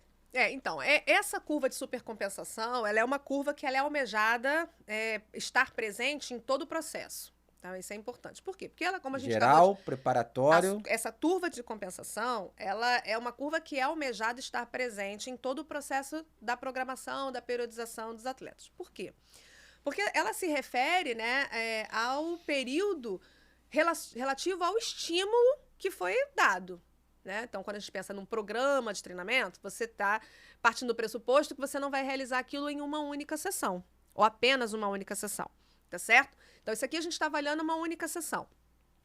E aí, quando a gente fala de avaliar uma única sessão, a gente está partindo do pressuposto que eu estou planejando uma segunda, né? Uma terceira, tá certo? E aí, por que a gente está planejando uma segunda, uma terceira? Por que uma sessão não é suficiente, já que eu gero a supercompensação? Porque se a gente olhar a continuidade aqui do gráfico, a partir desse processo de supercompensação, que você lhe impôs uma adaptação fisiológica importante, proporcional ao estímulo, né? Pelo menos ao estímulo que foi dado, se você não repetir isso, olha o que acontece ali com a curva. O que a gente vê novamente? Você começa a perceber uma perda daqueles processos fisiológicos, daquelas adaptações que você ganhou. Tá aqui. Aponta. Exatamente, aponta, por favor. Aqui é a melhora do condicionamento. Ali seria a melhora do condicionamento, no pico da supercompensação. Então, se você, né, não estimula, naturalmente, o que o corpo vai reagir? Eu não estou sendo estimulado novamente, eu não estou passando por esse estresse novamente, esse estresse é uma magnitude pequena. Ou seja, para que que o meu corpo vai gastar energia para manter uma condição física que não é exigida. Ele já usava o termo aqui, princípio da reversibilidade? Já, ou não? a partir desse processo, a gente já vê o princípio da reversibilidade. E aí, o que ele começa, como a gente pode ver ali no gráfico? Passa para mim, por favor, Thiago. Então, você tem, né, uma perda, digamos, do que você conseguiria, e se você não estimular novamente, o que acontece? Uma involução, que eles denominam. Tá? Mas antes de você passar o slide, o que eu gostaria de chamar a atenção aqui, que eu acho que é parte da resposta. Esse período que a gente espera, né, de recuperação e chegar ali mais ou menos naquelas adaptações pequenininhas, gerando a supercompensação, esse é um período planejado, é um período hoje, na literatura, já bem identificado, mediante ao quê? Ao tipo de exercício, ao tipo de estímulo, a magnitude que você vai dar e a condição inicial do indivíduo. Então, são coisas que a gente precisa levar em consideração. A condição inicial, quem é esse indivíduo? Tá certo? Qual é o tipo de estímulo que eu vou dar? Né? Qual é a magnitude que eu vou dar? O impacto, o estresse e carga que eu vou dar, colocar ali naquele indivíduo. Tá certo? Então, isso tudo é levado em consideração. Por quê? Porque, para planejar o estímulo. Tá certo? Então, eu posso aqui fazer um planejamento absurdo de intensidade já bem estabelecida. Na literatura, 80%, 90% do VO2 máximo. Então, eu sei que eu vou forçar o cara e eu sei que ele vai fazer a supercompensação, mas o cara é sedentário. Então, o cara sendo sedentário, será que esse impacto, esse tamanho de intensidade, né, esse volume de exercício, essa tarefa motora, ela não vai me causar um desgaste muito maior desse exercício? Ou seja, esse estresse é necessário, então a gente precisa fazer essa dosagem. Por que eu estou falando isso? Porque quando a gente pensa no estímulo débil, no estímulo médio, no estímulo forte, no ultra forte, a gente está pensando em provocar essa fadiga e provocar uma boa curva de recuperação. O que seria uma boa curva de recuperação pensando, né, em termos práticos? Eu não quero que o indivíduo normal, pelo menos o iniciante, até o iniciante de temporada, o atleta iniciante de temporada, ele leve 5 dias para se recuperar de uma sessão de treinamento. Então, se eu provoco um estímulo muito forte, eu espero, lembra que eu falei aqui, olha, proporcional, né? A gente pode observar no desenho da curva. Então, se eu provoco um estímulo muito forte, exaustivo, ele vai ter que recuperar essa exaustão toda, esse efeito, né, direto sobre a fisiologia dele. Então, talvez esse período se estenda por muito tempo. Por que se estenda? Porque eu posso provocar uma lesão cardíaca, eu posso provocar uma lesão muscular, eu posso provocar, né, uma abertura aí para processos infecciosos, porque eu dei uma queda na imunidade do indivíduo. Então, isso tudo vai fazer com que a minha recuperação dele demore muito. Então, será que essa é uma estratégia importante, interessante, para ser aplicada em qualquer fase, em qualquer atleta, em qualquer indivíduo que vai fazer exercício? Então, tudo isso é planejado lá na triagem inicial. Tá certo?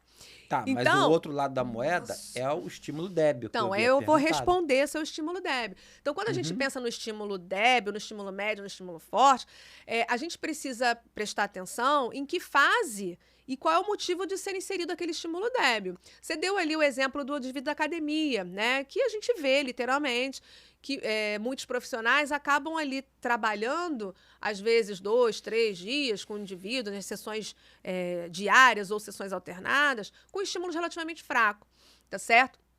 Mas nem sempre o estímulo fraco, ele é um estímulo desnecessário. Porque, mais uma vez, a gente está falando de indivíduos rotineiros, não atletas, né? Então, o indivíduo não atleta da academia, a gente não pode isolar o treinamento dele das 24 horas do dia dele. Então, de repente, aquele indivíduo, ele está fazendo um estímulo débil porque ele teve uma noite mal dormida e o profissional que está atendendo ele já identificou. Então, olha, eu não dormi nada essa noite. Então, se não dormiu nada essa noite, talvez aquele planejamento para aquela sessão do dia não pode ser a mesma que ele havia planejado antes. Posso provocar? Então, deixa eu só concluir, por favor. Então, quando você faz isso, você acaba... É uma das estratégias que eu falei para vocês do controle, do monitoramento, né, de carga interna do indivíduo. Tá certo? Então, mas eu falei, nem sempre o estímulo débil, ele é desnecessário. Mas, de fato, o estímulo débil, ele não vai estimular o organismo a uma melhora de condicionamento, porque ele realmente é débil. Por que a gente chama de débil? Porque ele não é suficiente para provocar essa supercompensação. Então, quando a gente pensa em planejamento, né, em gerar várias supercompensações, agora eu vou pedir para você passar o slide, por favor. Não, deixa eu provocar primeiro. Deixa eu provocar. Você está sendo politicamente correta, eu quero provocar. Então, tem muita gente dormindo mal. todo dia. Mas você sabe, Eu tô Thiago, que tem muita provocando. gente dormindo mal mesmo. O que não anula, obviamente, a observação que você deu. Você Né? vai na academia hoje, Raquel? O bom profissional, ele tem esse controle. O bom profissional tem esse controle. Sim, é por isso que eu estou provocando, porque na realidade da academia, você vê muito isso. Eu não quero nem ficar muito nesse ponto, porque eu quero falar do atleta. Mas na realidade da academia, o que você mais vê é estímulo débil. Por isso a provocação. Será que então está todo mundo dormindo mal e o personal está sabendo disso? Que ele pergunta realmente? Como que foi a noite? E todo mundo treina de manhã? Não tem treino de tarde, de noite, com estímulo débil também? É o que você vê. E aí, com o tempo vai passando, você não vê o fenótipo melhorando. É aquele mesmo aluno que você está vendo ali o ano inteiro. É o ano inteiro. Não melhorou nada em termos de fenótipo ou condicionamento cardio, e nem vem me dizer que ele não queria isso como objetivo. Ou emagrecimento, nada. São poucos. E os poucos que realmente você observa a melhora é porque tem algum controle. Exato, mas o controle faz parte. E aí eu estou falando para a minha classe e a sua, que é o profissional de educação física. Olha a relevância dessa aula aqui. Você tem que ter, no mínimo, a avaliação inicial que você estava comentando e o controle de carga. Quantos fazem controle de carga? Pouquíssimos. Pouquíssimos. Essa que é a verdade. Essa que é a verdade.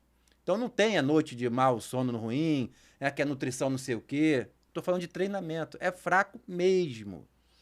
A grande maioria é fraco mesmo. São realidades que não dá para você simplesmente virar as costas, como eu falei. É isso. Eu acho, assim, você tem todos os elementos da técnica científica para lançar a mão. Né? Então, a gente tem aquele profissional que às vezes não sabe lançar a mão porque não domina a técnica, né? Não domina, não tem o conhecimento técnico, que eu acho que o bacana é justamente, né, vocês que estão nos assistindo, que estão aqui justamente, acho que com esse objetivo, né, de aprimorar a sua técnica.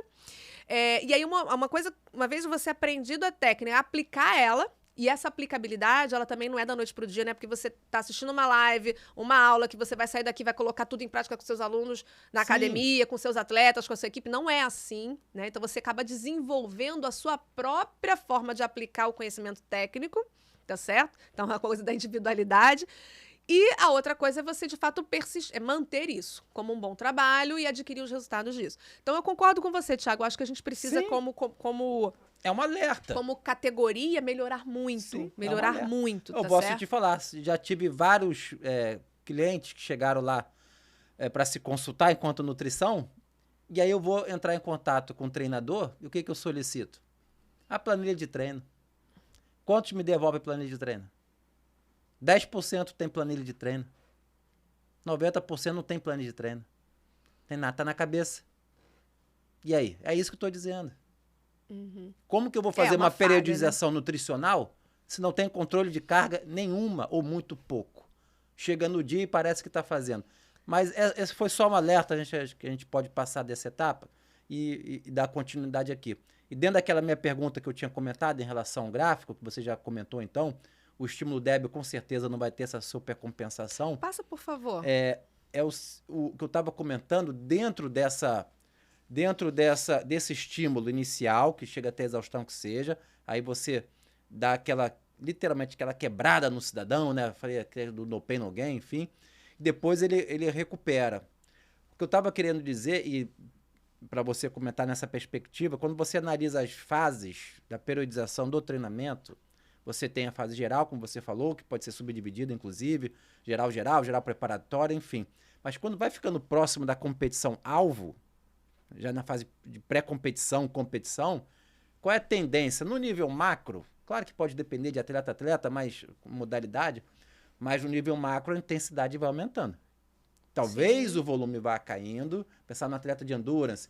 E era por isso a questão ali, se a intensidade vai aumentando, será que, voltando aqui, nessa curvinha para baixo e sobe, que é uma sessão de treino, como você bem comentou, será que a incidência ou a frequência de sessões de treino que fazem exatamente isso, exaustão com supercompensação, ou seja, um treino intenso, a frequência desses estímulos, pensando na sessão diária, não vai aumentando à medida que vai aproximando a competição-alvo?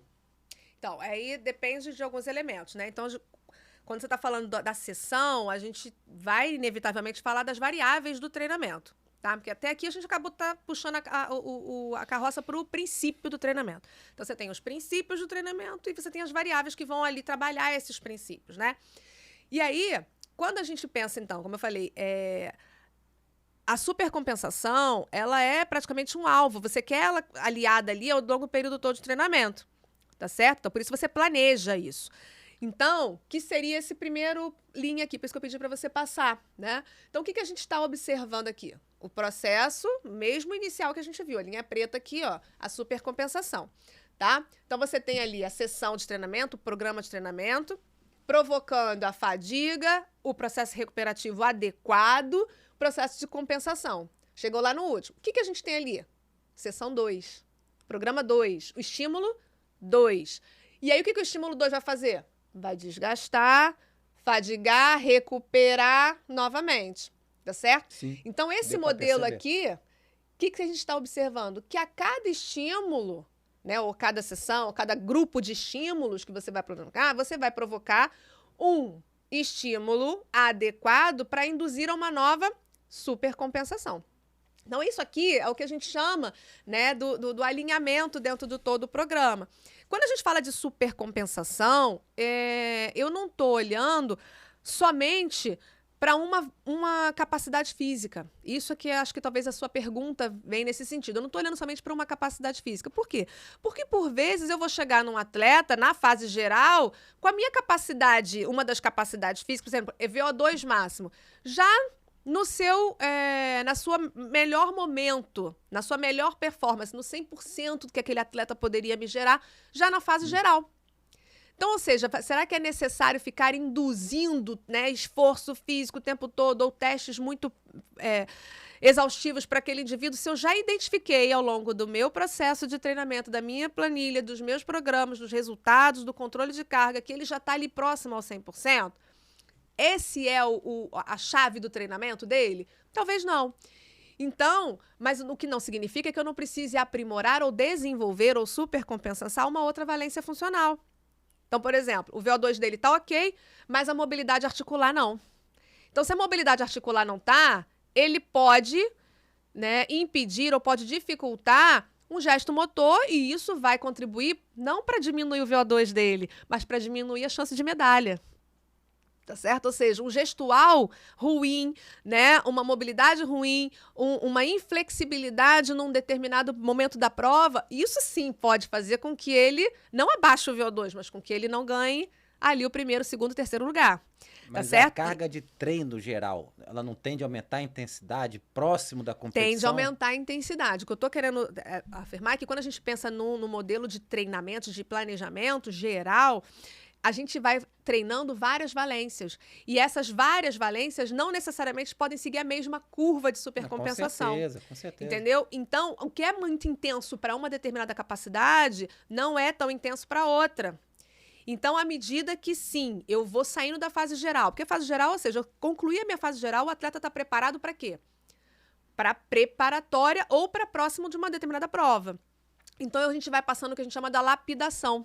Eu já identifiquei tudo que ele melhorou e agora eu já identifiquei o que ele não conseguiu melhorar. O que é o ajuste fino do processo? Então, esse ajuste fino, ele começa a ser introduzido e mais intensificado agora. Então, por isso que eu falei que, às vezes, a curva supercompensação ela não é igual para todo mundo, porque, por vezes, eu vou reduzir o volume, que é uma variável do treinamento, e vou aumentar a intensidade. Na verdade, a gente tem, né, volume e intensidade são duas variáveis inversamente proporcionais dentro de um modelo clássico, né, de um modelo assim, num pensamento linear, fisiológico, que às vezes não é tão assim, mas de uma forma geral a gente trabalha, né, essas são as duas bases da elaboração de um programa. Volume, que é a quantidade total de trabalho, e aí a gente tem desde os aspectos mecânicos, os aspectos da tarefa, os aspectos, né, externos do programa de treinamento, e você tem a intensidade, né, com que você aplica todo esse volume, tá certo? Então, por vezes, você dificilmente vai ver, não é que é impossível, mas você dificilmente vê uma preparação onde você tem volume muito grande de treinamento, 8 horas exaustivas de treinamento. Tá? Você pode até ter atletas que trabalham lá 8, 6, 10 horas de treinamento, mas a intensidade com que ele leva essas 8, 10 horas não é a mesma. O desgaste físico que ele faz não é a mesma. Então, você tem sempre um balanço. E aí, o que a gente vê? Na fase geral, um grande predomínio do volume. Por quê? Porque é onde você quer identificar problemas. Fase até chata pro atleta, né? Um atleta de endurance. Mais ou menos, aí depende. Depende. Você pega, por exemplo, até atleta de crossfit. Nessa fase geral, eles não fazem os movimentos do crossfit, da competição. Né? Então você tem ali, de repente, vários momentos para ganhar condicionamento cardiorrespiratório, para gerar força e tudo, mas não exatamente no movimento do crossfit ainda. E aí você, depois, ao longo dessas fases, tem o que eles comentam de transmutação. Né? Tentar pegar aquela variável que já foi bem trabalhada agora, como ganho em força e tal. Não, você ganhou força, ganhou. Mas agora eu quero tentar transmutar essa força desse movimento que você fez, sei lá, um supino, agora para um movimento específico. Para o gesto motor específico. Para o gesto motor específico. E aí vai lapidando até a técnica. Isso. Do movimento. Quando a gente pensa em desporto, a gente não pode só pensar na condição física, porque exatamente tem a técnica e tática de jogo, de corrida, né, da prova. Então, às vezes, dependendo da prova, você pensa assim, um atleta de corrida. Tá, uma corrida não é igual a todas as corridas, né? Você tem a maratona, 42 km, mas não é 42 km, não é 42 km em qualquer lugar, em qualquer condição, em qualquer clima. Então, você tem as técnicas e táticas de prova. Isso tudo começa a ser, né, muito mais intenso, muito mais planejado, estratificado nessa fase preparatória, chegando ali na fase competitiva, tá certo? Então, como eu falei, você tem ali uma interseção. A fase preparatória, você começa a ver uma interseção entre essa relação volume-intensidade. O que isso significa? Que nem todas as sessões de treinamento vão ser iguais. Né? As fases geral, elas são até um pouco mais homogêneas, mas as fases preparatórias, elas começam a ter características da sessão de treinamento que são diferentes, tá certo? Então, você tem ali uma troca de volume com intensidade, e aí, às vezes, nas outras sessões, você já volta a ter esse volume e intensidade. Por quê? Porque é característico da realidade da prova tal. Então, eu vou querer que ele mantenha esse gesto motor por mais tempo. Então, ou seja, você vai fazendo ali uma interseção. Essa parte que é a parte performativa, né? Exato, que é a parte performativa. Né? Eu tenho experiência com alguns atletas de esportes coletivos, onde você vê nitidamente que tem atletas que são super adaptáveis na geral, super adaptáveis, estão curtindo bastante, né, a fase geral e aí o processo de perda de peso, né? E tem a fase tática, que às vezes é bacana. Quem gosta de esporte, obviamente, gosta da parte técnica e tática do negócio. Mas às vezes fala assim, poxa, nem suei. Tô aqui há 2h30 treinando e nem suei. Dá pra gente ir pra academia, fazer outra coisa. Aí você tem que ficar segurando o atleta. Você fala, não, eu não quero que você tenha esse desgaste. Daí você tem que ali ficar segurando, porque o atleta, ele é dado pra isso. O atleta nato, ele é dado, né, pra esse desgaste. E às vezes, dentro do processo da periodização, naquele dia, não é pra ter ele desgaste. Por que não é para ter aquele desgaste? Aí, mais uma vez, o que eu falei para vocês? A gente quer essa curva de supercompensação aliada o período todo. Então, a gente precisa prestar muito bem atenção nisso aqui, que seriam esses dois exemplos aqui de baixo, né? O que são esses dois exemplos de baixo? Quando a gente começa a perder essa evolução da supercompensação. E por que a gente perde essa evolução? Normalmente porque a gente não consegue, alguns erros, né? Primeiro, a gente não consegue planejar muito bem o nível ótimo adquirido da compensação anterior, do treino anterior. Em outras palavras... Planejar ou quantificar também, Em outras palavras, eu errei a mão na quantificação, na identificação, se ele recuperou adequadamente ou não.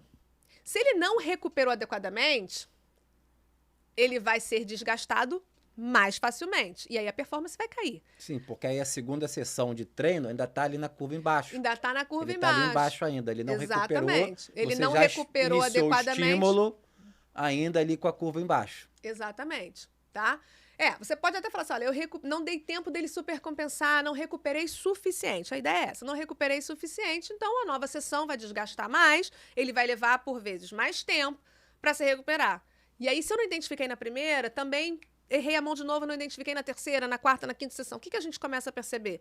Que você desgasta, recupera, desgasta, recupera, desgasta, recupera, mas você não tem a curva de supercompensação. Ele está sempre no mesmo condicionamento, está sempre no mesmo nível, tá certo?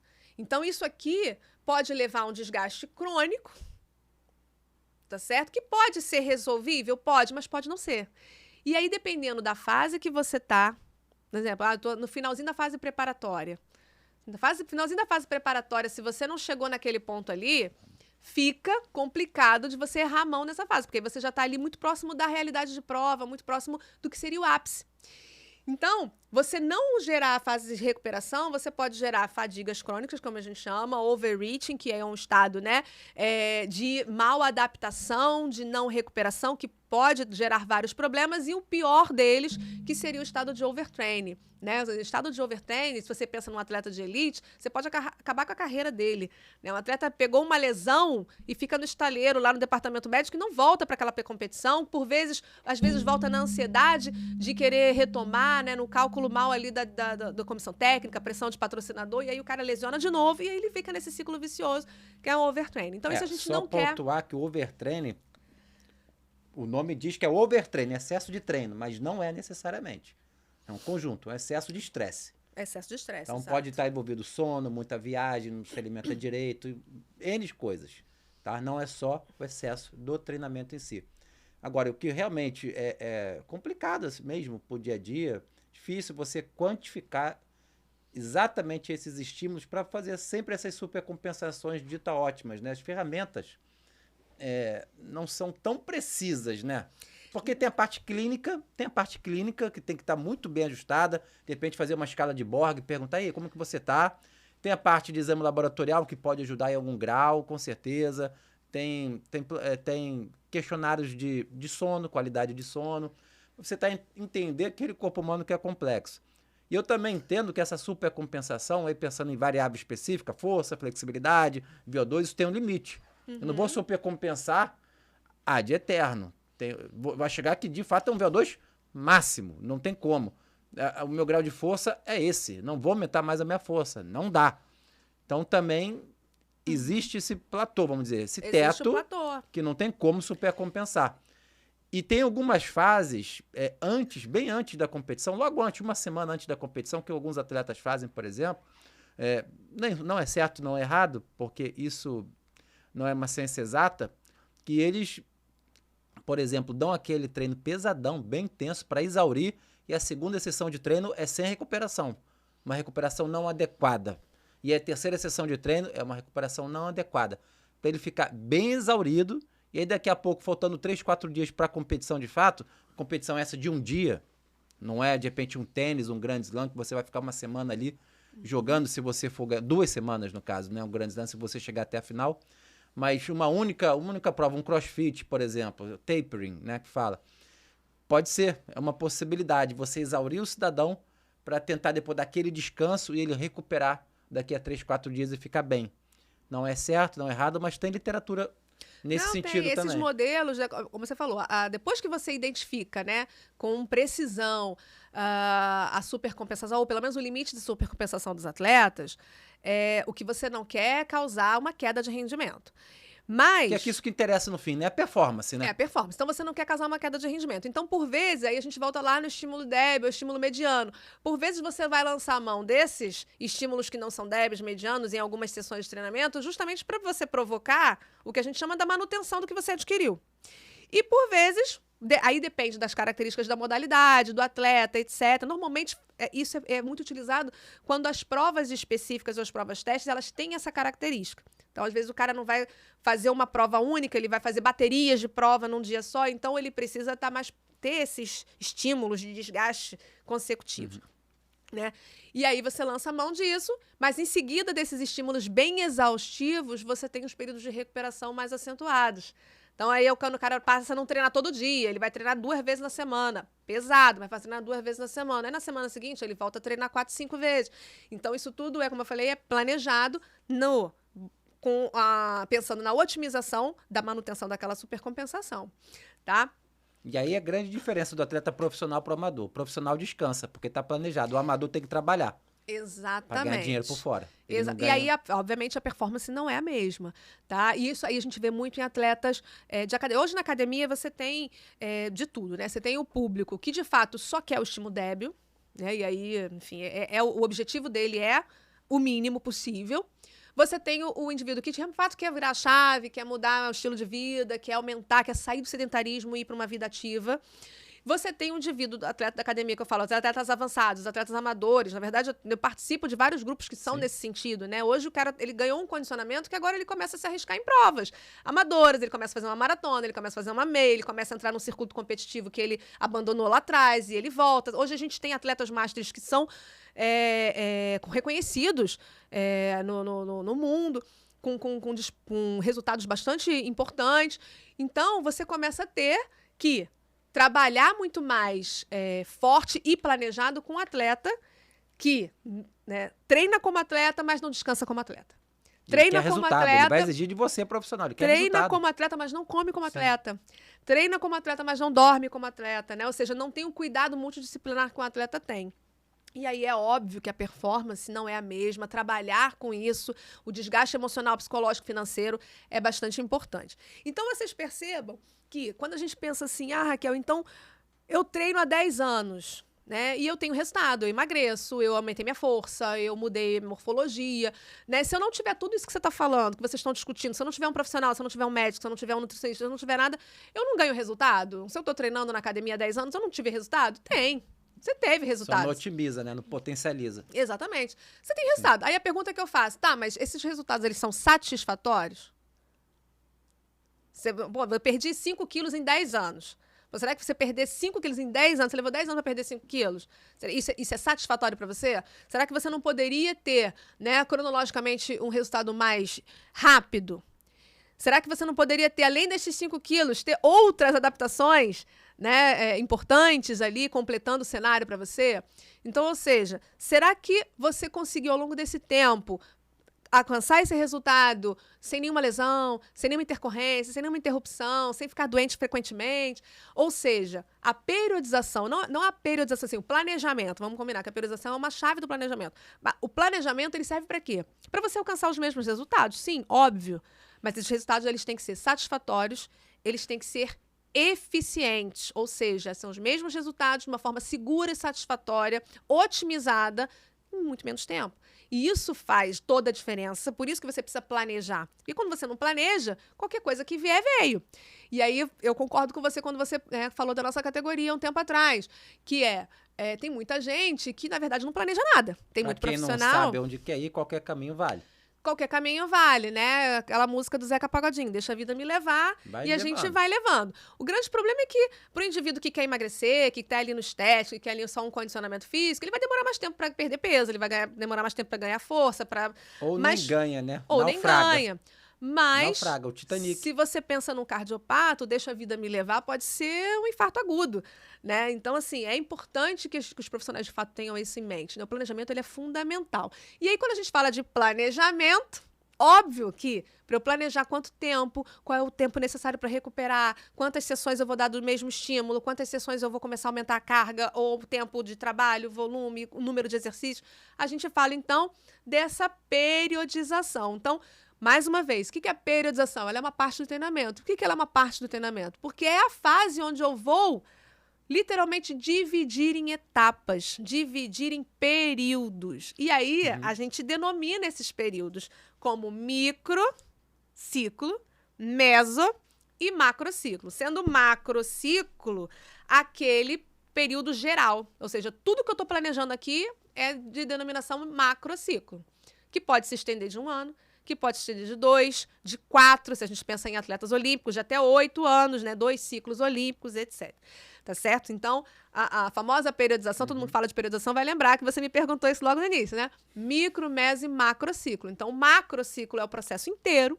O mesociclo é onde você vai encaixar as suas fases, que a gente chama de meso, né, para uma definição ali próximo de mês, mas, mais uma vez, não necessariamente ele cumpre em meses. Ele pode se estender 1 mês e meio, 2, vai depender do tamanho da fase preparatória, do tamanho da fase geral e das subfases dessa fase geral e preparatória. Então, mas eu tinha perguntado para você logo no início, na verdade é para provocar, e aí que a gente está fazendo o contraponto, para provocar o nutricionista esportivo que está nos vendo agora. Provocar o nutricionista esportivo. Você está vendo, a gente está aqui quase 1h30 falando só de treinamento físico, periodização de treinamento, está chegando agora no macro, meso, microciclo, conceituação e tal, para você ver que o assunto é denso, muito denso, tem muita informação. A professora Raquel está trazendo aqui com excelência, tem muita informação, muito conteúdo, é esporte específico, esses são os conceitos gerais, básicos, é esporte específico e você tem que entender, não adianta. Se você quer fazer um trabalho bem feito, nutrição esportiva, realmente trabalhando com atleta, né, o seu propósito é esse, trabalhar com atleta, você tem que entender de periodização de treinamento. Mais do que a periodização do treino, você tem que entender do treinamento, você tem que fazer parceria com o treinador, com o profissional de educação física, com o coach, com o atleta, entender preferência ir no campo onde ele está treinando, pelo menos uma vezinha, para conhecer o ambiente, se familiarizar um pouco mais com o esporte. Isso faz toda a diferença. Não é por aí? Exatamente. Não tem como você planejar uma coisa que você não conhece. Não é que você vai planejar uma coisa que você não conhece. Tá certo? Você pode até não saber de todas as particularidades. Aí, por isso existe a questão da atualização, a questão daquele tempo que você vai levar para estudar o atleta, para isso. E, por vezes, até você é um autoconhecedor daquele desporto, mas você não conhece o atleta, a categoria. Né? Às vezes você trabalha lá, eu jogo handebol, trabalho com handebol master. Se eu for treinar as atletas juvenil, eu vou ter que sentar e estudar e me atualizar, porque as características do desporto mudam completamente em função da faixa etária. Né? Eu vou até além, porque além de estudar o desporto, quando o nutricionista raiz vai lá conhecer, se tiver essa possibilidade, estudar o desporto em si. O que é o estudar o desporto? Tudo isso que a gente está comentando, mas vou além. Dependendo do desporto, às vezes na parte da nutrição, você tem mitos. Mitos da nutrição naquele desporto específico. Principalmente com o desporto que tem o controle do peso. Ou a estética conta muito, né? Então você tem alguns mitos da nutrição específicos, que você tem que ir lá e com autoridade, né, mostrar seu trabalho, com um tempinho, entre aspas, ganhar o técnico, ganhar a confiança do atleta e tudo mais. Então, estudar também os mitos da nutrição específicos para o desporto. Então, tem que ter essa parceria, tem que entender, sim. Não adianta só ficar no consultório no ar-condicionado e achar que tudo vai ser lindo na tua prescrição. Não vai. Para encaixar, é melhor entender de treinamento. Eu acho que é por isso que a ProHealth está trazendo esse assunto tão delicado, mas atual, né, e importante para a prática do treinador físico e do nutricionista esportivo.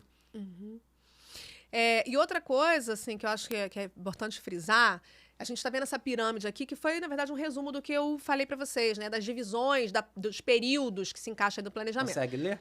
Então, aqui a gente tem aqui na base da pirâmide, né, a preparação a longo prazo. Então, aqui se encaixa todas as etapas do planejamento que eu falei, né? Desde a criação do evento, ao primeiro plano de ação, ao segundo plano de ação, ao terceiro, ao programa de treinamento propriamente dito, as seleções das datas, das provas. Então, esse aqui seria a preparação a longo prazo. E aí você vai determinar... Pode ser o atleta criança até idoso. Sim. E aí você vai determinar o ciclo que vai ser concluído isso, porque às vezes a preparação a longo prazo, mais uma vez, ela não se encaixa em apenas uma temporada. Às vezes você tem 2 temporadas, a programação é de 2 temporadas e você vai fazer 2 periodizações, que pode ser anual, tá? Que é o mais comum o ciclo anual, tá? Não é o único, é o mais comum. Bom, e aí dentro desse ciclo anual, 365 dias, você vai ter os 12 meses ali para trabalhar com aquela equipe ou aquele atleta. E aí você vai dividir isso em, né, macrociclo, meso, micro e as sessões, angariando o quê? O resultado final, que você já planejou desde aqui, ó, desde a base da pirâmide, tá certo? Raquel, se o macrociclo tiver 1 ano certinho, 1º de janeiro eu cheguei com você, eu quero participar da São Silvestre, 31 de dezembro lá em São Paulo. 1º de janeiro eu cheguei em você, 2023 agora, e 31 de dezembro de 2023 eu quero participar da São Silvestre. Então, o ciclo é anual. A gente vai fazer um macrociclo. Eu posso dizer que nessas condições é sinônimo do ciclo anual, macrociclo. Nessas condições, se eu quero fazer uma São Silvestre em 2024 só, e chego em 1º de janeiro de 2023, mas estou fazendo ela daqui a 2 anos. Então, o meu ciclo não é anual, vai ser de 2 anos. E eu vou planejar fazer um macrociclo de 2 anos, seria sinônimo da mesma forma ou não? Você vê diferente? Não, eu vejo diferente. Porque aí, na verdade, você teriam 2 macrociclos. Né? Não, mas a gente poderia fazer um macrociclo de 2 anos? Ah, sim, pode. Posso você pode chamar fazer, assim pode, também? pode chamar. E aí, assim, vou pegar o teu exemplo de 1 ano, né? O indivíduo começou no dia 1º de janeiro, ele virou a chave, ele quer fazer daqui a 1 ano a São Silvestre. E aí, eu não posso simplesmente começar com ele, então começa a correr. Não é assim. Preparação a longo prazo.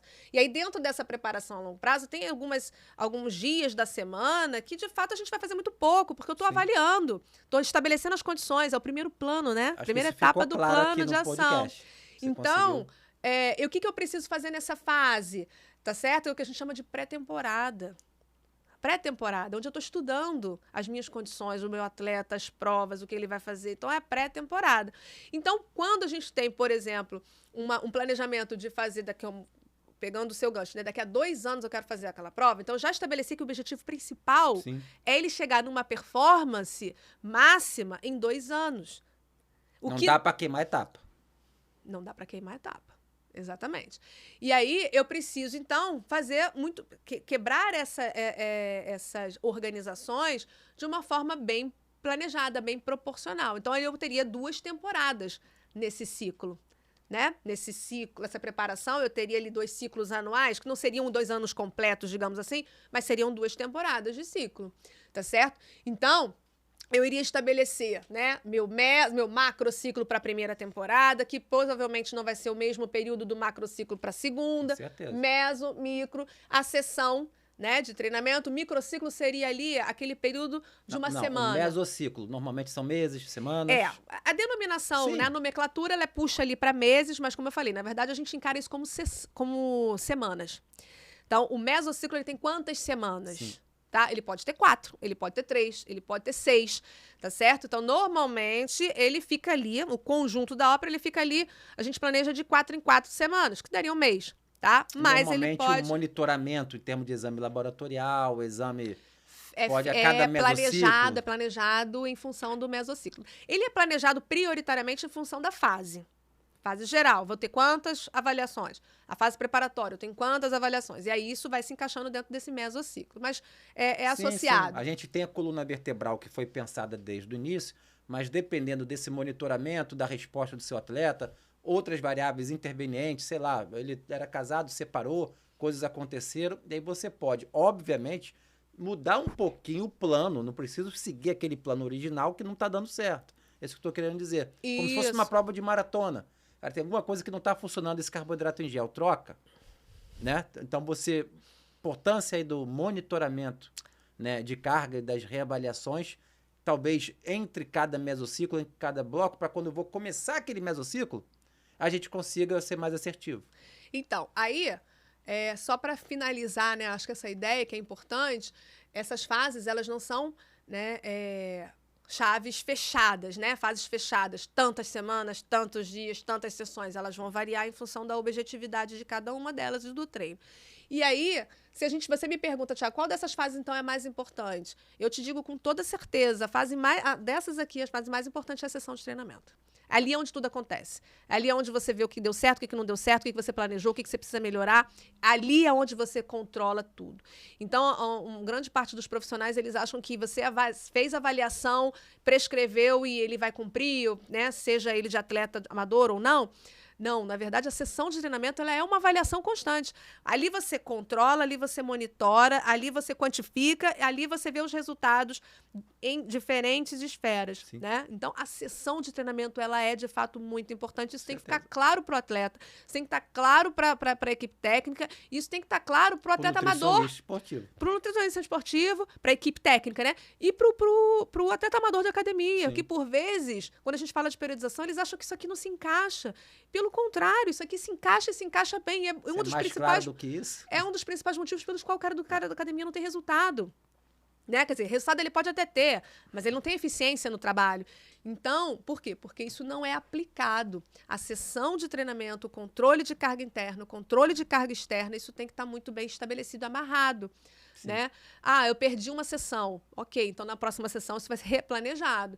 Tá certo? Então, sim, existem várias ferramentas que a gente pode até falar mais à frente, num outro momento, né, desse controle de carga, porque controle de carga é uma aula à parte, né? A gente fala aqui, sem sombra de dúvida, 2 horas só sobre controle de carga. Mas que aquele é resultado ali, que é a ponta do iceberg, né? Então, o resultado, quando a gente vê o atleta lá, o Michael Jordan, o Michael Phelps, aí você vai para o Rafael Nadal, lá na época, lá o Zico, Cristiano Ronaldo, o Messi, você vê o ápice, na verdade, tem todo um iceberg por baixo, submerso, que em geral é esse monstro, esse tamanho gigante aqui mesmo, a ponta ali vê só o resultado. Sendo o resultado satisfatório ou não, depois vai ser as reavaliações, e entre aquele resultado da ponta e chegar aqui na base da pirâmide de novo, estaria mais ou menos no período off, de férias, voltando, recuperando, para depois iniciar tudo novamente. Se a gente mais pensa numa prova única, vamos pensar, né? O Medalha... atleta de MMA O atleta de luta. MMA é uma luta, ele leva 6 meses, uma luta, Isso. às vezes 1 ano, às vezes o programa já vai fazer uma luta só num ano. Então, aquele resultado ali tem que ser o resultado da luta, da prova dele primordial. Mas, por vezes, né, em subfases aqui, ó, do macro para o mesociclo, você tem, como eu falei, escalonamento de provas, né? E aí, às vezes, você tem que dar esse período de recuperação entre um mesociclo e outro, tá certo? Sim, e isso é uma das particularidades do gesto motor, da modalidade, etc. Né? E aí, a fase de transição, que é essa fase onde você estabelece novas metas, onde você recupera um indivíduo, onde você mantém o que você construiu, né? São fases importantes para evitar ali o que a gente chamou do super treinamento, dos efeitos negativos do excesso de treinamento, etc. Até, pensando só em treinamento, mas você imagina você abdicar, né, de toda uma vida, de todo um processo só em função disso, de uma prova, de um resultado, tá certo? Então, os atletas... propósito de vida dele. os atletas precisam ter esse momento também de paz, né? Como qualquer um, né? Qualquer trabalhador não precisa de férias, o atleta precisa de férias também, tá certo? E tem até modalidades que até são mais ingratas. Você vê numa Olimpíada, por exemplo, o cara treina isso aqui tudo e é um atleta de judô.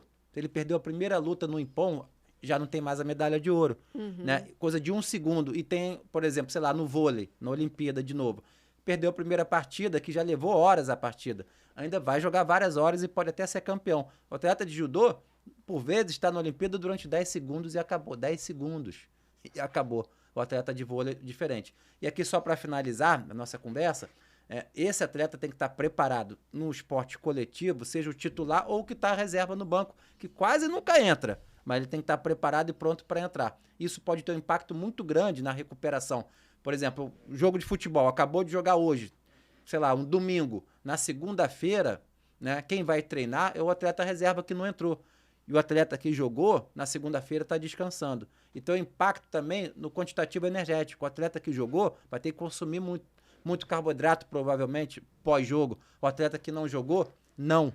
Então, o nutricionista esportivo tem que estar esperto até nisso, ligado nessas considerações quando você vê um esporte coletivo.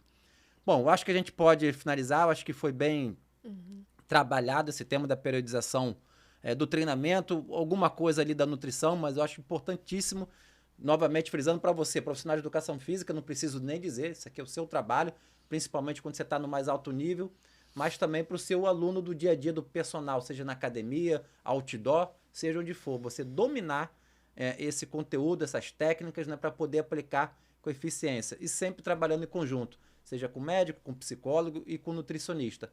E, novamente, nutricionista esportivo, não tem como você trabalhar com atleta de alto nível ou até aquele também que não está no alto nível, como a Raquel falou, mas está ali no segundo pelotão e trabalha na academia, está treinando na academia com o objetivo de composição corporal, né, ganhar massa magra, perder gordura, sem você saber de treinamento. Então, você tem que fazer essa dobradinha aí. Novamente, treinamento é o rei, nutrição é a rainha, tem que ter esse combo aí para você ter uma realeza, né?